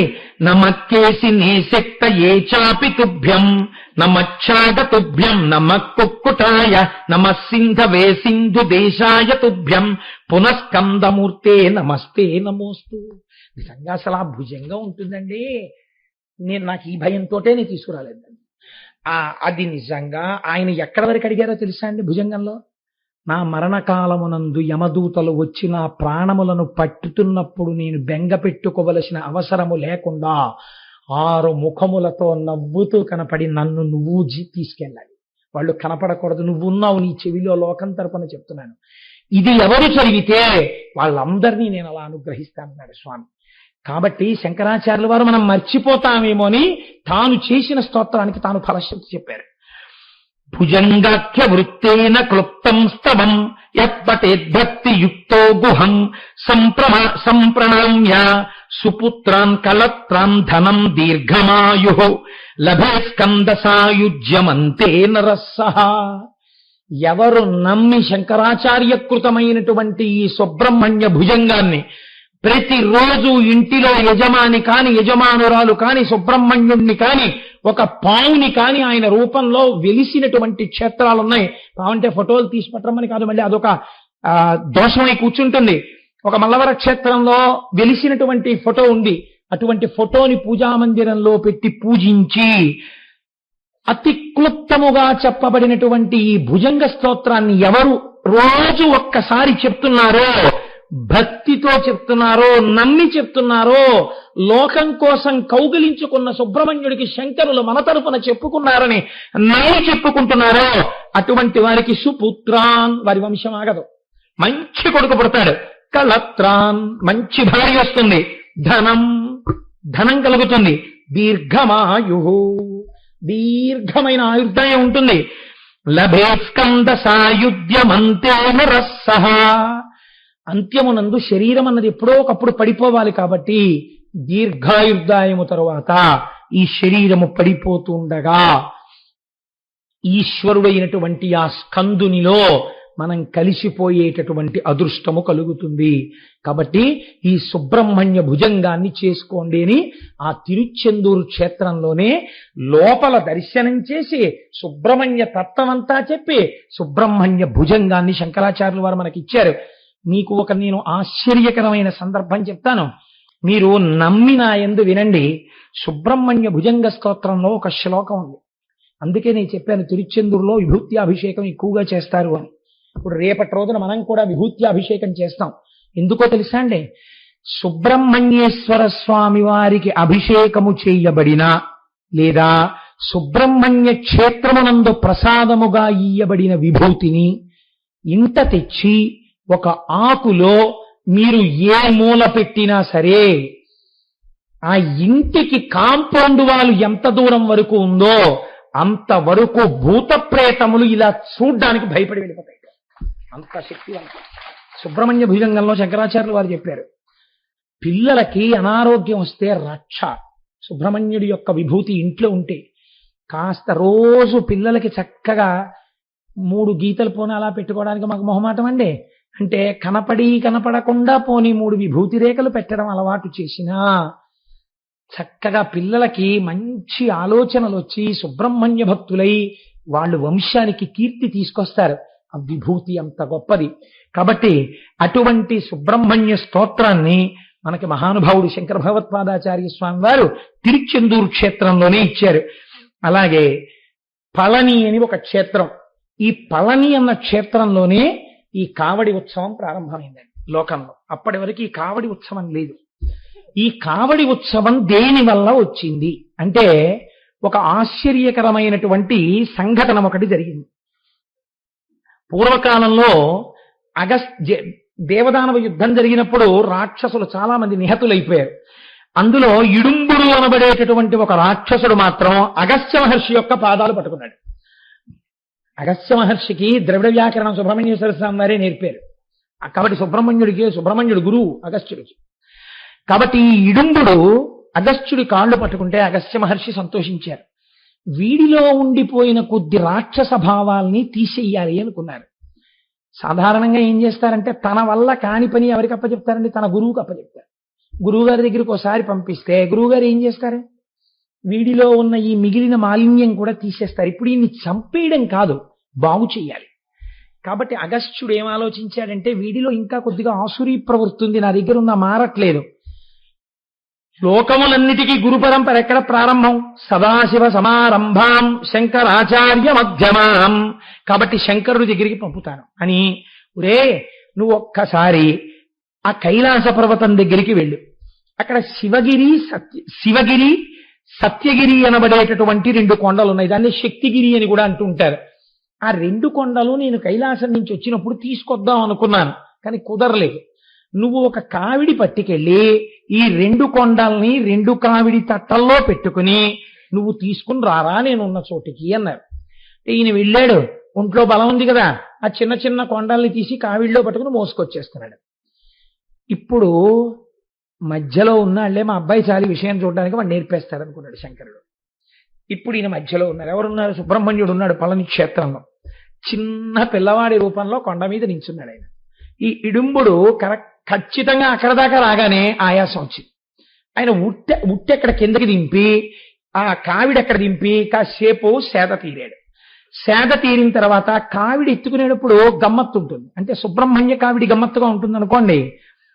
ఆ కావిడి ఎత్తుకుని భుజం మీద పెట్టుకోరు, వంగి భుజం కింద కావిడి బద్ద పెట్టుకుంటారు, పెట్టుకుని పైకెత్తుతారు కదండి. మీరు ఎప్పుడైనా గమనించండి కావిడి ఎత్తే వాళ్ళని. అంతేగాని ఇలా ఎత్తేసి ఏదో ఇలా పెట్టుకోరు. దాన్ని తానే వంగుతాడు, వంగి భుజాన్ని కావిడి బద్ద కింద పెట్టి అలా ఎత్తేస్తాడు. ఎత్తిన తర్వాత నడవడం ఏం చేస్తాడంటే చెయ్యి తీసేసిన సమానంగా బరువు అటు ఇటు సరిపోవడానికి ఇలా ఇలా ఒకసారి భుజానికి సర్దుతాడు. ఆ బరువు సరిపోయింది అన్న తర్వాత ఇంకా నడిచేస్తాడు. ఆ ఊగుతూ తట్టలు వెళ్ళిపోతాయి. ఆయన కూడా అలాగే వంగి ఇవన్నీ చూస్తుంటారేంటని మీరు అనుకోకండి. కాబట్టి ఆ కావిడి భుజం కింద పెట్టుకుని ఆయన ఎత్తబోయాడు. ఒకవైపు లేస్తోంది, ఒకవైపు లేవట్లేదు. ఎలా? ఇటు లేస్తే అటు లేవదు, అటు లేస్తే ఇటు లేవదు. ఈ కావిడి సర్దుకోవట్లేదు భుజం మీదకి. ఇలా వంగున కావిడి సర్దుతుంటే ఇంకా గోడని పెడుతుంది. కాసేపటికి విసుక్కుని ఏమిట్రా ఈ కావిడి ఇంతసేపు తెచ్చాను ఇక్కడ లేవట్లేదు ఏమిటిది, ఇలా పట్టుకుంటోంది ఏమిటి అనుకుని ఆ కావిడి బద్ద వదిలేసి భుజం మీద తువ్వాలు తీసి దులిపి ఆలోచిస్తూ ఇలా చూశాడు. ఎదురుగుండా కొండ మీద ఈ పిల్లాడు పక పక పక పక నవ్వుతున్నాడు. ఈయనకి ఎక్కడ లేని కోపం వచ్చింది. ఇదే రాక్షస ప్రవృత్తి అంటే. పిల్లాడేదో నవ్వుకుంటున్నాడంటే అయిపోయింది కదండి. ఎరా నన్ను చూసి నవ్వుతున్నావా, ఏం పిచ్చి పిచ్చి వేషాలు వేస్తున్నావా అని నీ కావిడ ఎత్తలేని అనుకుంటున్నావా, కైలాసం నుంచి పట్టుకొచ్చాను ఏమిటా వెర్రి నవ్వు అన్నాడు. ఇంకా నవ్వే. నీ సంగతి చెప్తానుండే నా తువ్వాలు తీసి నడువుకి కట్టుకుని నిన్ను చంపేస్తాను ఇవ్వాలన్నా కొండ మీదకి పరిగెత్తాడు. పరిగెత్తి తెలిసి పరిగెత్తాడో తెలియక పరిగెత్తాడో పాదచారి అయి పరిగెత్తాడు. పళని కొండ మీదకి వెళ్ళాడు. సుబ్రహ్మణ్యేశ్వర స్వామి వారితో యుద్ధం చేశాడు. యుద్ధం చేసిన తర్వాత 4 గుద్దులు గుద్దేటప్పటికి పడిపోయి ప్రాణం వదిలేస్తున్నాడు. అప్పుడు తెలిసింది వీడు పిల్లవాడు కాడురా, వీడు పరబ్రహ్మం, మా గురువుకి గురువు, సామాన్యుడు కాదు, ఈశ్వరపుత్రుడు, సాక్షాత్ ఈశ్వరుడు. ఇప్పుడు ప్రార్థన చేశాడు. ఈశ్వరా, తెలుసుకోలేకపోయాను కానీ మీ చేతి గుద్దులు తిన్నాను, నాకొక్క వరం ఇవ్వండి అన్నాడు. ఏం కావాలి అడిగన్నారు ఆయన. అంటే ఆయన అన్నారు, నేను ఈ క్షేత్రంలో మొదటి దర్శనం నాకు మీరు కటాక్షించాలి, నన్ను దర్శించి మిమ్మల్ని దర్శిస్తూ ఉంటారు. 2 ఇంకొక వరం మీరు ఇవ్వాలన్నాడు. ఏమిటన్నారు. ఈ పళని కొండ కిందే కదా నేను కావిడి ఎత్తలేకపోయాను, ఆ కావిడే కదా మిమ్మల్ని చేరడానికి నాకు మార్గమైంది. ఇక ముందు లోకంలో ఎవరైనా సరే సుబ్రహ్మణ్యుణ్ణి ఏ ఆరాధన చేయకపోయినా ఒక్కసారి కావిడి పాలతో, పెరుగుతో, విభూతితో, పువ్వులతో, తేనెతో, నేతితో భుజం మీద పెట్టుకుని మేము సుబ్రహ్మణ్యుడి దగ్గరికి వెళ్ళిపోతున్నామని పాదచారులై చెప్పులు విప్పి ఆ కావిడి పట్టుకుని నీ గుడికొస్తే అటువంటి వాళ్ళు సుబ్రహ్మణ్యారాధన శాస్త్రంలో ఎన్ని రకాలుగా చెయ్యాలని చెప్పబడిందో అంత ఆరాధన చేసేసిన ఫలితం వాళ్ళకి ఇచ్చేసేయాలన్నాడు. తప్పకుండా ఇచ్చేశానన్నాడు. అప్పటి నుంచి ఇప్పటి వరకు కావిళ్ళెత్తి తమిళ దేశం వాళ్ళు సుబ్రహ్మణ్యుణ్ణి తమ దైవం చేసేసుకున్నారు. రేపు సూర్యాస్తమయం అవనివ్వండి, ఎల్లుండి మనం స్వామిని తెచ్చేసుకుంటాం. కాబట్టి 200 కావిళ్ళు మనం ఎత్తేస్తాం ఎల్లుండి. కావిడికి అంత శక్తి రావడానికి కారణం అది. అది సుబ్రహ్మణ్యుడు ఇచ్చినటువంటి వరం. కాబట్టి 6 క్షేత్రములలో పళని జ్ఞానమును కటాక్షిస్తుంది. జ్ఞానమీయగలిగిన క్షేత్రము పళని. కావిడి ఉత్సవము ప్రారంభమైన క్షేత్రము. అబ్బో, స్వామిమలై అని వేరొక క్షేత్రం, అది తంజావూరుకి దగ్గరలో ఉంది. ఈ స్వామిమలై అసలు స్వామి అన్న మాట అమరకోశం ప్రకారం ఒక్క సుబ్రహ్మణ్యుడిదేనండి. ఎందుచేతనంటే దేవసేనాపతి శూర స్వామి గజముఖానుజ అని స్వామి అన్న మాట సుబ్రహ్మణ్యుడిది. ఆ తర్వాత మిగిలినటువంటి స్వరూపాలు కూడా తీసుకున్నాయి. అయితే దానికి ఏం పెద్ద దోషం పట్టక్కర్లేదు. అన్ని సుబ్రహ్మణ్య స్వరూపాలే అనుకున్నప్పుడు మీకు వచ్చిన ఇబ్బంది ఏముంది? వెంకటేశ్వర స్వామి, నరసింహస్వామి, పరమేశ్వర స్వామి, సుబ్రహ్మణ్యేశ్వర స్వామి అన్ని ఆ స్వామి. కాబట్టి ఆ సుబ్రహ్మణ్యేశ్వర స్వామి అని పిలవక్కర్లా. స్వామి అంటే అది సుబ్రహ్మణ్యుడికి చెందుతుంది ఆ నామం అని చెప్పింది అమరకోశం. ఇటువంటి మహానుభావుడు స్వామిమలైలో వెలిసి ఉన్నాడు. ఈ స్వామిమలైలో చిత్రం ఏమిటో తెలుసా అండి? ఈయన చిత్రమైన పనులు కొన్ని చేశాడు. ఒకానొకప్పుడు స్వామి కైలాసంలో ఉండగా చతుర్ముఖ బ్రహ్మగారు వచ్చారు. 4 ముఖాలతో వేదం చెప్తుంటావు కదా, బ్రహ్మమనగా నేమి అని అడిగారు ఆయన. అంటే ఆయన అన్నారు, బ్రహ్మమనగా నేనే అన్నారు. అంటే ఆయన వెంటనే ఏం చేశాడంటే, వేదాలు చెప్తున్నావు కానీ నీకు బ్రహ్మమర్థము కాలేదు అని తీసుకెళ్లి కారాగారంలో పారేశాడు. పారేస్తే శంకరుడు వచ్చి, తప్పు కదా, చతుర్ముఖ బ్రహ్మగారిని లోపల పారేస్తావా? ఇది సుబ్రహ్మణ్య భుజంగంలో కూడా ఉందండి, బ్రహ్మని అధిక్షేపించిన వాడా అని. జ్ఞానమునందు దోషం ఉండొచ్చు కించిత్, అంత మాత్రం చేత అలా చేయకూడదు కదా, విడిచిపుచ్చు అన్నారు. వెంటనే విడిచిపెట్టి, నా వలన మహాపరాధం జరిగింది, నేను ఎంత మీ కుమారుడనైనా చతుర్ముఖ బ్రహ్మగారిని నేను అలా అవమానించకూడదు, ఆయనకి చేసిన అవమానానికి నేను ప్రాయశ్చిత్తం పొందుతానని సర్పరూపి అయి వచ్చి పడుకున్నారు. పడుకుంటే ఆయన్ని పిల్లలు పెద్దలు అందరూ రాళ్లతో కొట్టేవారు. ఆ దెబ్బలు తింటూ అలా పడున్నారు సర్పరూపంలో. ఆ రూపంలో పడి ఉంటే పార్వతీదేవికి తెలిసి షష్ఠీవ్రతం చేయించింది. అందుకే షష్ఠీవ్రతం చేస్తే సుబ్రహ్మణ్యానుగ్రహం కలుగుతుంది. షష్ఠీవ్రతం చేయిస్తే మళ్ళీ నా పాపం పోయిందని ఆయన మళ్ళీ వచ్చి తేజోమూర్తిగా సుబ్రహ్మణ్యుడిగా కూర్చున్నారని. 3 ఒకానొక సమయంలో శంకరుడికి ప్రణవానికి సంబంధించినటువంటి ఉపదేశం చేశారు స్వామిగా. ఇది చిత్రంగా ఉంటుంది. శంకరుడు సమస్త జ్ఞానమునకు ఆలవాలము. అటువంటి వాడికి కొడుకు ఉపదేశం చేయడం ఏమిటండి? దాన్ని మీరు కొంచెం జాగ్రత్తగా అర్థం చేసుకోవాలి. ఉదాహరణకి నేను ఎప్పుడో నాకు తెలుసున్న 2 ముక్కలు ఉపన్యాసం చెప్తున్నాను అనుకోండి. నేను చదువుకున్న దానికన్నా తెలుగు కానీ సంస్కృతం కానీ ఓ పుస్తకం కానీ పురాణం కానీ మా అబ్బాయికి ప్రవేశం లేకుండా ఏ ఇంజనీరింగో చదువుకుంటున్నాడు అనుకోండి. ఒకానొక నాడు అనుకోకుండా నేను మాట్లాడుతున్నప్పుడు వాడు నాతో మాట్లాడుతూ ఇంట్లో, నాన్నగారండి నేను ఎన్నోసార్లు మీరు రామాయణం చెప్తున్నప్పుడు లంక యొక్క రాజద్వారము వద్ద లంకయే నిలబడి ఉంటుంది, లంకిని అంటుంటాం కదండి, అన్నదానికి మీరు ఇలా సమన్వయం చేసి చెప్తూ ఉంటారు కదా సాధారణంగా. దానికన్నా మీరు ఆలోచించండి, ఇలా చెప్తే ఇంకా బాగుంటుంది కదా అని అన్నాడు అనుకోండి. నేను ఆశ్చర్యపోయి, ఉరేసం నాకు ఇలాంటి ఆలోచన రాలేదు ఎప్పుడు. ఓ సుబ్రహ్మణ్యం గారే వచ్చారు సభకి, కాబట్టి నీకు ఇటువంటి ఆలోచన ఎలా వచ్చిందిరా, చాలా గొప్పగా చెప్పావు ఈ అర్థాన్ని. ఇది నిజంగా నీవు నాకన్నా ఈ విషయంలో ఎక్కువే ఆలోచించి చెప్పావు, నాకన్నా నువ్వే తెలివైన వాడివి, నీ దగ్గర నేను ఈ విషయం తెలుసుకుని సభలో చెప్తాను రేపటి నుంచి అన్నాడు అనుకోండి. ఇప్పుడు సన్మానం ఎవరికి జరిగినట్టో తెలుసా అండి? కొడుక్కి కాదు, తండ్రికి. ఎందుకో తెలుసా? మహాజ్ఞాని అయిన తండ్రి, లోకమునకంతటికీ బోధ చేసే తండ్రి ఓడిపోవడం అంటూ జరిగితే ఎక్కడ ఓడిపోవాలనుకుంటాడంటే కొడుకు చేతిలో ఓడిపోవాలనుకుంటాడు. కొడుకు చేతిలో ఓడిపోయాడు అనుకోండి, పుత్రాదిచ్చేత్ పరాజయం. కొడుకు చేతిలో ఓడిపోతే కుంగిపోతాట, అబ్బా నాకన్నా ప్రాజ్ఞుడయ్యాడురా కొడుకు అని. సుబ్రహ్మణ్యుడు ప్రాజ్ఞుడై తండ్రిని సంతోషపెట్టాడు, అంతేకాని తండ్రికి తెలియనివన్నీ శివుడికి చెప్పాడు, శివుడికి తెలియదు, కింద కూర్చున్నాడు, ఆయన పైన కూర్చున్నాడు, నేను చెప్తాను కింద కూర్చో అన్నాడు. ఇలాంటి మాటలు చెప్పకూడదు. అసలు శాస్త్రమునందున్నటువంటి భావన అది. కాబట్టి పుత్రాదిచ్చేత్ పరాజయం, ఈశ్వరుడు సుబ్రహ్మణ్యుడి దగ్గర ప్రణవము యొక్క అర్థాన్ని అంత గొప్పగా చెప్పావురా అని విని సంతోషించి, ఈ భావన నాకు కలగలేదు కనుక నీ వలన ఇవ్వాల నేను కొత్త సత్కారమును పొందినానని సంతోషించినాడు. కాబట్టి అది స్వామిమలై క్షేత్రము. తిరుత్తణి, ఇది తిరుపతికి చాలా దగ్గరలో ఉన్నటువంటి క్షేత్రం. ఈ తిరుత్తణి క్షేత్రం అబౌట్ 60 కిలోమీటర్స్ ఉంటుందేమో అక్కడికి. ఈ తిరుత్తణి చాలా గొప్ప క్షేత్రాలలో ఒకటి.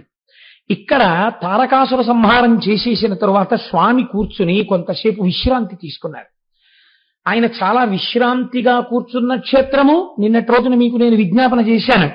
మహానుభావుడైనటువంటి ముత్తుస్వామి దీక్షితరికి అక్కడ కూర్చుని చేస్తున్నప్పుడే కీర్తన ఆయన వచ్చి నోట్లో పటిక పంచదార వేశారు. కాబట్టి అనేక విధాలుగా సుబ్రహ్మణ్యానుగ్రహము ప్రసరించేటటువంటి క్షేత్రము తిరుత్తణి. కాబట్టి తిరుత్తణి ఒకటి.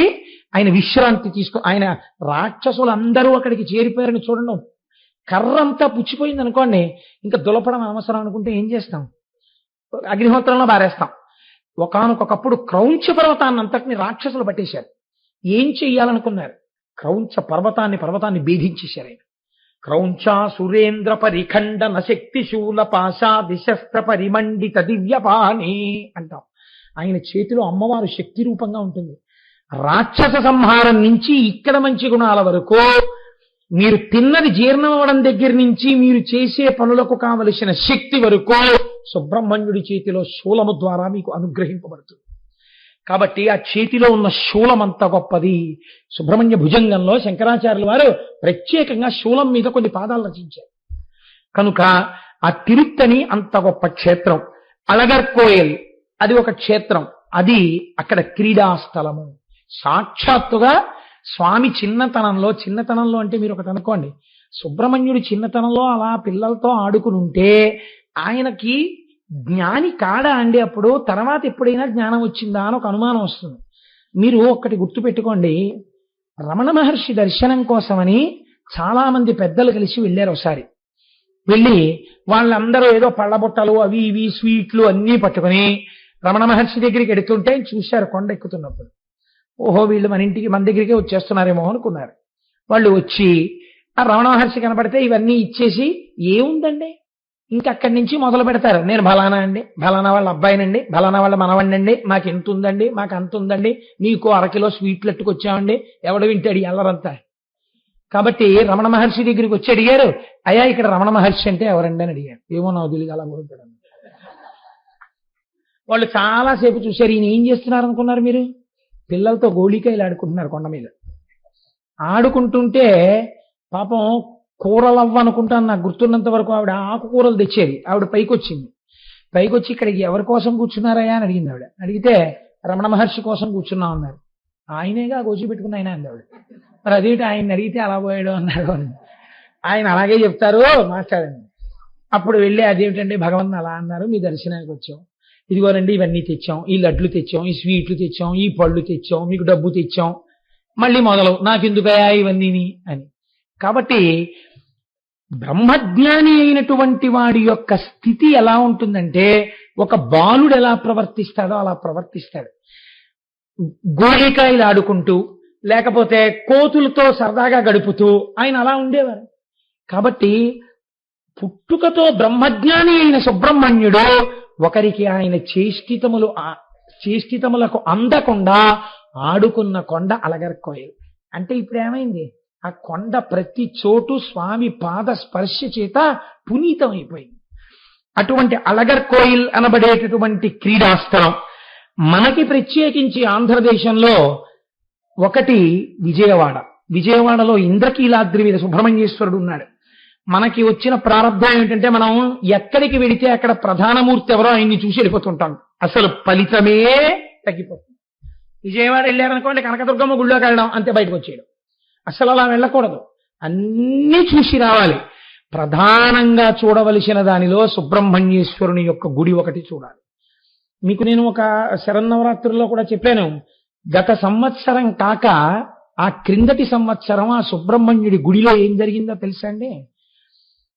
శరన్నవరాత్రులు జరుగుతుండగా అందరూ కూర్చుని ఉండగా పైకి కొండ శిఖరం ఉంటుంది, ఆ పక్కన కొండ శిఖరం మించి ఇంతలా పాము ఒకటి చుట్టుకుని కింద పడింది భక్తుల మధ్యలో. అది కదలకుండా లోపల గుడిలో సుబ్రహ్మణ్యుడు ఉన్నాడు, ఎదురుగుండా పడింది జనం మధ్యలో. అందరూ కాకావికలై లేచిపోయారు. అది ఏమీ అనకుండా పడగెత్తి అలా సుబ్రహ్మణ్యుడి వంక చూసి ఒక్కసారి చుట్టూ చూసి, ఈలోగా మన వాళ్ళకి అలవాటు కదా, పాము వచ్చిందని కర్రలు బడితలు పట్టుకుని వచ్చారు. అంతే, అలా పాక్కుంటూ ఆ కొండ పాదం చెట్లల్లోకి వెళ్ళింది. ఎంత వెతికారో ఆ పాము ఇంకా కనపడలేదు. మళ్ళీ 2 ఏళ్ళయింది, ఇప్పటి వరకు రాలేదు. కాబట్టి ఇంద్రకీలాద్రి మీద వెలిసినటువంటి సుబ్రహ్మణ్య క్షేత్రము చాలా శక్తివంతము అని మనకి శాస్త్రం చెప్తోంది. మనకి చాలా దగ్గరలో ఉన్న వాటిలో పరమ పావనమైన సుబ్రహ్మణ్య క్షేత్రము బిక్కవోలులో ఉన్న సుబ్రహ్మణ్యుడు కూడా పరమశక్తివంతుడు. నేను ఆ దేవాలయానికి వెళ్ళినప్పుడు నాకు అక్కడ ఉండేటటువంటి అర్చకులు చెప్పారు కూడా, అక్కడ ఆ క్షేత్రంలో ఉండే స్వామి యొక్క వైభవం గురించి. 3వది మల్లవరం. ఇక్కడే మన చేబ్రోల్ దగ్గర నుంచి వెడుతుంటే ఉంటుంది, ఇప్పటికీ అక్కడ పెద్ద సర్పం ఒకటి దర్శనమిచ్చి ఎదురుగుండా ఉన్న కోనేటిలో స్నానం చేసి వచ్చి శివలింగాన్ని చుట్టుకునేది. ఇప్పటికీ అలా చుట్టుకుని ఉన్నట్లుగానే అక్కడ శివలింగం ప్రతిష్ఠ జరిగి ఉంటుంది. ఆ క్షేత్రం ఒకటి చాలా మహాత్మ్యము కలిగిన క్షేత్రం. నేను ఒక సంవత్సరం అక్కడ సుబ్రహ్మణ్య షష్ఠికి వెడితే పిల్లల్ని తీసుకొచ్చి తులాభారం వేస్తున్నారు. ఈ క్షేత్రంలో పిల్లలు లేని వాళ్ళు సుబ్రహ్మణ్య షష్ఠి నాడు వెనకాతల పందిట్లో పడుకుంటారండి, కొంచెం కునుకు పట్టాక లేపుతాం. సంతానం కలగకుండా ప్రతిబంధకములుంటే ఆ కునుకు పట్టినప్పుడు తొలగిపోతాయి. పిల్లలు పుట్టరన్న వాళ్ళకి పిల్లలు పుడితే ఈ సంవత్సరం వాళ్ళు పిల్లల్ని తులాభారం వేయడానికి తీసుకొచ్చారు అని ఈ సభలో ఉన్నారో లేదో నాకు తెలియదు, కానీ ఆర్యరావు గారు నాకు చెప్పారు కూడా ఆ మల్లవర క్షేత్రంలో. కాబట్టి పరమ ప్రఖ్యాతమైనటువంటి సుబ్రహ్మణ్య క్షేత్రములలో మల్లవరం ఒకటి. ఇలా ఎన్నో చోట్ల మనకి మహానుభావుడు ఆయన వెలిసి కనపడుతుంటారు. చిత్రం ఏమిటో తెలుసా అండి? ఈ సుబ్రహ్మణ్యుడు అవతారములను స్వీకరించారు. ఇందులో చాలా ప్రధానమైన అవతారములు, ఒకటి కుమారిల భట్టు, రెండవ ఆయన జ్ఞాన సంబంధర్. జ్ఞాన సంబంధర్ గురించి నేను రేపు స్పృశిస్తాను, ఇవాళ కుదరదు. కుమారిల భట్టు చాలా ఆశ్చర్యకరమైనది. ఒకానొక సమయంలో భారతదేశాన్నంతటినీ కూడా బౌద్ధ మతం వ్యాప్తి చెందింది. బౌద్ధ మత వ్యాప్తి గురించి ఆందోళన చెందడం సనాతన ధర్మంలో దేని కొరకు అంటే, బౌద్ధము వేదాన్ని అంగీకరించింది. వేదము ప్రమాణము కాదు అంటే నాస్తికుడు అని పిలుస్తారు. వేదం అంగీకరించనిది, వేదము యొక్క ప్రమాణమును అంగీకరించనిది నాస్తికం అవుతుంది. బౌద్ధం వైపుకు వెళ్ళిపోతే నాస్తికులైపోతారని నాస్తిక మతాన్ని ఖండించి తిరిగి ప్రజలలో కర్మ యొక్క నియతిని ఏర్పరిచి మళ్ళీ అందరినీ వేద మార్గంలో నడిపించడం కోసమని సుబ్రహ్మణ్యేశ్వర స్వామి వారు కుమారిల భట్టుగా వెలిశారు. ఆయన ప్రయాగ క్షేత్రంలో పుట్టారు. ఏదైనా తెలుసుకోకుండా ఖండిస్తే దాని వలన మర్యాద ఉండదు. బాగా తెలుసుకుని ఖండించాలి. అందుకని వారు ఒక బౌద్ధారామమునందు చేరారు. అది 7 అంతస్తుల ప్రాకారం కలిగినటువంటి ఆరామం. అక్కడ అనేక మంది బౌద్ధులు ఉండేవారు. వాళ్ళు వేదము కాని, యజ్ఞము కాని, యాగము కాని, ప్రార్థన కాని, స్తోత్రం కాని ఇవి వాళ్ళు అంగీకరించారు. అక్కడ కూర్చుని గురువు గారి దగ్గర ఆయన వింటున్నారు. సనాతన ధర్మాన్ని ఖండించినటువంటివి వినపడినప్పుడల్లా, వాటి గురించి చెప్పినప్పుడల్లా ఈయన ఏడుస్తూ ఉండేవారు కుమారిల భట్టు. ఏడుస్తుంటే గురువులు అడిగారు, ఎందుకు ఏడుస్తున్నావు అని అడిగారు. అడిగితే ఆయన అన్నారు, ఎంత గొప్పగా ఖండించారు సనాతన ధర్మంలో విషయాలని అని సంతోషంతో ఆనంద భాష్పాలు కారుస్తున్నాను అని అబద్ధం చెప్పారు. ఎందుకని? అసలు ఆ మతంలో ఉన్నదేదో తెలుసుకుంటే తప్ప ఖండించడం కుదరదు. పూర్వం అంటే అటువంటి కర్మనిష్ట ఉండేది. ఇప్పుడు 4 శ్లోకాలు 2 పద్యాలు చదవడం రాకపోయినా, అసలు అవతల మతంలో గొప్పతనం ఏముందో తెలియకపోయినా, అవతల మతానికి ఉన్న ప్రస్థానత్రయం అంటే ఏమిటో తెలియకపోయినా అవతల మతం మీద దుమ్మెత్తి పోసేయచ్చు. అంతటి హీన స్థితికి వాళ్ళ మనం దిగజారిపోయాం, కలియుగం కదా కాబట్టి. కానీ కుమారిల భట్ అటువంటి వారు కారు. వారు తెలుసుకుని ఖండించాలనుకున్నారు. ఏది చెడో దాన్ని మాత్రమే ఖండించాలనుకున్నారు అని గురువు గారి దగ్గర వారు నేర్చుకున్నారు. బాగా నేర్చుకున్న తర్వాత శిష్యులు గురువులు కనిపెట్టారు, ఈయన బౌద్ధుడు కాడు, ఈయన బ్రాహ్మణుడు, ఈయన సనాతన ధర్మమునందు మక్కువ ఉన్నవాడు, వేదమంటే చాలా ప్రీతి కలిగినవాడు, ఈయన కేవలం మన మతం గురించి తెలుసుకోవడానికి మనలో చేరాడు. కాబట్టి ఇవ్వాలో రేపో కుశాగ్ర బుద్ధి కనుక మనతో వాదనకి దిగుతాడు. అప్పుడు మనం ఈయన్ని తట్టుకోవడం కష్టం. కాబట్టి ఆయన ఈ స్థితిని పొందకముందే ఈయన్ని చంపేస్తే గొడవ వదిలిపోతుంది అనుకున్నాడు. మాటలలో పెట్టి మాట్లాడుతూ 7వ అంతస్తుకి తీసుకెళ్లారు. తీసుకెళ్లి ఒక కిటికీ దగ్గర నిలబెట్టి ఆయనతో మాట్లాడుతూ, మిగిలిన వారు వెనక నుంచి వచ్చి ఆ 2 కాళ్ళు ఎత్తేసి ఆయన్ని పైనుంచి కిందకి తోసేశారు. తోసేస్తే కుమారిల భట్టు ఆ 7వ అంతస్తు నుంచి కింద పడిపోతున్నారు. కింద పడిపోతూ ఆయన ఒక శ్లోకం చెప్పారు. పతం పతం సౌధతలాన్యరోహం యది ప్రమాణం శ్రుతయో భవంతి జీవేయమస్మిన్ పతితో సమస్తలే మజ్జీవనే తచ్ఛృతి మాన్యతాగతి అన్నారు. వేదమే ప్రమాణమైతే, సనాతన ధర్మము సత్యమైతే, వేదములో చెప్పబడినవన్నీ సత్యములే అయితే, అది అనుష్ఠించవలసిన మతమైతే, నేను కింద పడినప్పుడు మరణించకుందునుగాక అంటూ పైనుంచి కింద పడిపోయారు. కింద పడిపోయారు కానీ 7 అంతస్తుల నుంచి ఆయనకి ఏమీ అవ్వలేదు. కానీ కంట్లో రాయి గుచ్చుకుని నెత్తురు వచ్చింది. ఆయన వెంటనే వేదమాతని ప్రార్థన చేసి అన్నారు, నువ్వు ప్రమాణమైతే నేను మరణించకూడదన్నాను, నేను మరణించలేదు, బతికాను, నువ్వు ప్రమాణమని నిరూపించావు, చాలా సంతోషం. కానీ ఈ రాయి నా కంట్లో ఎందుకు గుచ్చుకోవాలి అని అడిగారు. మనకి పురాణాల్లో అశరీరవాణి పలికింది, అశరీరవాణి పలికింది అంటారు. అశరీరవాణి అంటే వేదం. ఇప్పుడు వేదము అశరీరవాణి అయి పలికింది. ఎలా పలికింది? వేదము మనకి ప్రమాణం అండి. వేదం ఎలా పలుకుతోంది? వేదంలో ఉన్నాయన్నీ. ఈ వేదము మొట్టమొదట ఈశ్వరుడు చెప్పాడు. ఎవరికి చెప్పాడు? ఋషులకు చెప్పాడు. ఎలా చెప్పారు? ఏ రూపము లేకుండా వారికి వినపడేటట్టుగా వారి చెవిలో చెప్పాడు. కాబట్టి అది అప్పటి నుంచి వినబడుతూ గురువు దగ్గర శిష్యుడు, గురువు దగ్గర శిష్యుడు, గురువు దగ్గర శిష్యుడు వింటూ వెళ్ళింది. కాబట్టి శృతి అని పేరు వచ్చింది. వింటూ స్వరం తెలుసుకుని పలికారు కనుక దానికి శృతి ప్రమాణము. ఇటువంటి శృతి ప్రమాణమైతే చావకూడదంటే చావలేదు కానీ నా కన్నెందుకు దెబ్బతింది అని అడిగారు ఆయన.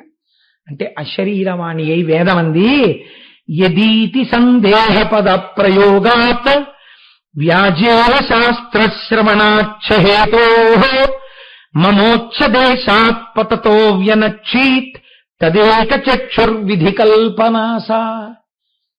నువ్వు పైనుంచి కింద పడిపోయేటప్పుడు వేదమే ప్రమాణమైతే అంటూ పడ్డావు. వేదము ప్రమాణము కనుక నేను మరణించను అనలేదు. చిన్న అనుమానం పెట్టుకున్నావు, చిన్న అనుమానముతో పడ్డావు కనుక ఆ చిన్న అనుమానము నీ శ్లోకమునందు ఉండరాదు. యది అన్న మాట నీ శ్లోకంలో ఉంది, అందుకని బతికావు. కంట్లో రాయి గుచ్చుకుంది అంటే వేదం చదువుకున్నవాడు వేదమునందు అంత పూనికతో అంత నమ్మకంతో ఉండాలి. ఇప్పుడు కుమారిల భట్టుకి కంటికి దెబ్బ తగిలింది కానీ వేదము ప్రమాణమైంది. అప్పటి నుంచి అందరూ మళ్ళీ కర్మానుష్ఠానము, యజ్ఞము, యాగము, దానము ఇవన్నీ మొదలుపెట్టారు. కానీ శంకర భగవత్పాదుల యొక్క అంశ కుమారిల భట్టు కన్నా పై స్థాయి. ఎందుకో తెలుసా అండి, వీళ్ళకి కర్మయందు ఏమవుతుందంటే కొంచెం కోరిక ఉండడం, లేకపోతే కోరిక తీరకపోతే కోపం రావడం, ఇలాంటివి ఉంటాయి. అందుకే చూడండి, ఇంత కుమారిల భట్టు కూడా కర్మని నిలబెట్టవలసి వస్తే, ముందు కర్మ నిలబెడితే కదండి వెనక జ్ఞానం, అందుకని కర్మ నిలబెట్టవలసి వచ్చింది. కర్మ నిలబెట్టవలసి వస్తే అప్పుడప్పుడు కళ్ళమ్మట నీళ్లు వచ్చాయి. అదే శంకరాచార్యులు వారు అనుకోండి, జ్ఞానంలో ఉంటారు, బ్రహ్మజ్ఞాని. తలకాయ ఇచ్చేస్తారా అని కాపాలి అడిగితే తీసుకుపోంటారు. అందుకే బ్రహ్మజ్ఞాని స్థాయి ఈశ్వరుడు కూడా పొంగిపోతాడు. బ్రహ్మజ్ఞాని కన్నా గొప్ప స్థాయి ఇంకా సనాతన ధర్మమునందు లేదు. కాబట్టి ఇప్పుడు ఏమైంది, ఈ కుమారిల భట్టు దగ్గరికి వచ్చి కర్మ గురించి మీరు వ్యాప్తి చేశారు కనుక జ్ఞాన మార్గము గొప్పది అని చెప్పడానికి శంకరాచార్యుల వారు కుమారిల భట్టు దగ్గరికి వచ్చారు. కానీ అప్పటికి కుమారిల భట్టు తుషాగ్ని ప్రవేశం చేసేశారు. తుషాగ్ని అంటే పెద్ద ఊక రాశి పోసుకుని ఆ ఊకని అంటిస్తారు. అంటిస్తే ఈ ఊకకుండే లక్షణం ఏంటంటే అది గబగబా కాలిపోదు. మంటలు వచ్చేసాయి అనుకోండి, అందులో ఏదో శరీరం 10 నిమిషాల్లో 15 నిమిషాల్లో బాధపడిపోతుంది. కానీ తుషాగ్ని ఏం చేస్తుందంటే మెల్లిమెల్లిగా సెగంటుకుంటూ వస్తుంది. కింద నుంచి ముందు వేడి కొడుతుంది, సెగ కొడుతుంది, ఒళ్ళు ఉడికిపోతుంది, తర్వాత కిందకు వస్తుంది. ఆ తర్వాత ఈ తొడలు, మోకాళ్ళు, పాదాలు అన్నీ కాలిపోతుంటాయి. ఎంత కాలిపోతుంటే బూదిలోకి అలా దిగిపోతుంటాడు, ఎంత దిగిపోతుంటే అంత కాలుస్తూ ఉంటుంది. కాల్చి కాల్చి కాల్చి కాల్చి చివరికి ప్రధానమైన అవయవములైనటువంటి గుండె మొదలైనవి కాలిపోయేంత వరకు ఆ ఒళ్ళు కాలిపోతున్న బాధ అనుభవించవలసింది. కాబట్టి కింద నుంచి పైకి కాలుస్తూనే ఉంటుంది. కదలకుండా కూర్చుని తుషాగ్నిలో ఆయన కాలిపోతున్నారు. అలా అప్పుడు వచ్చారు శంకరాచార్యులు వారు.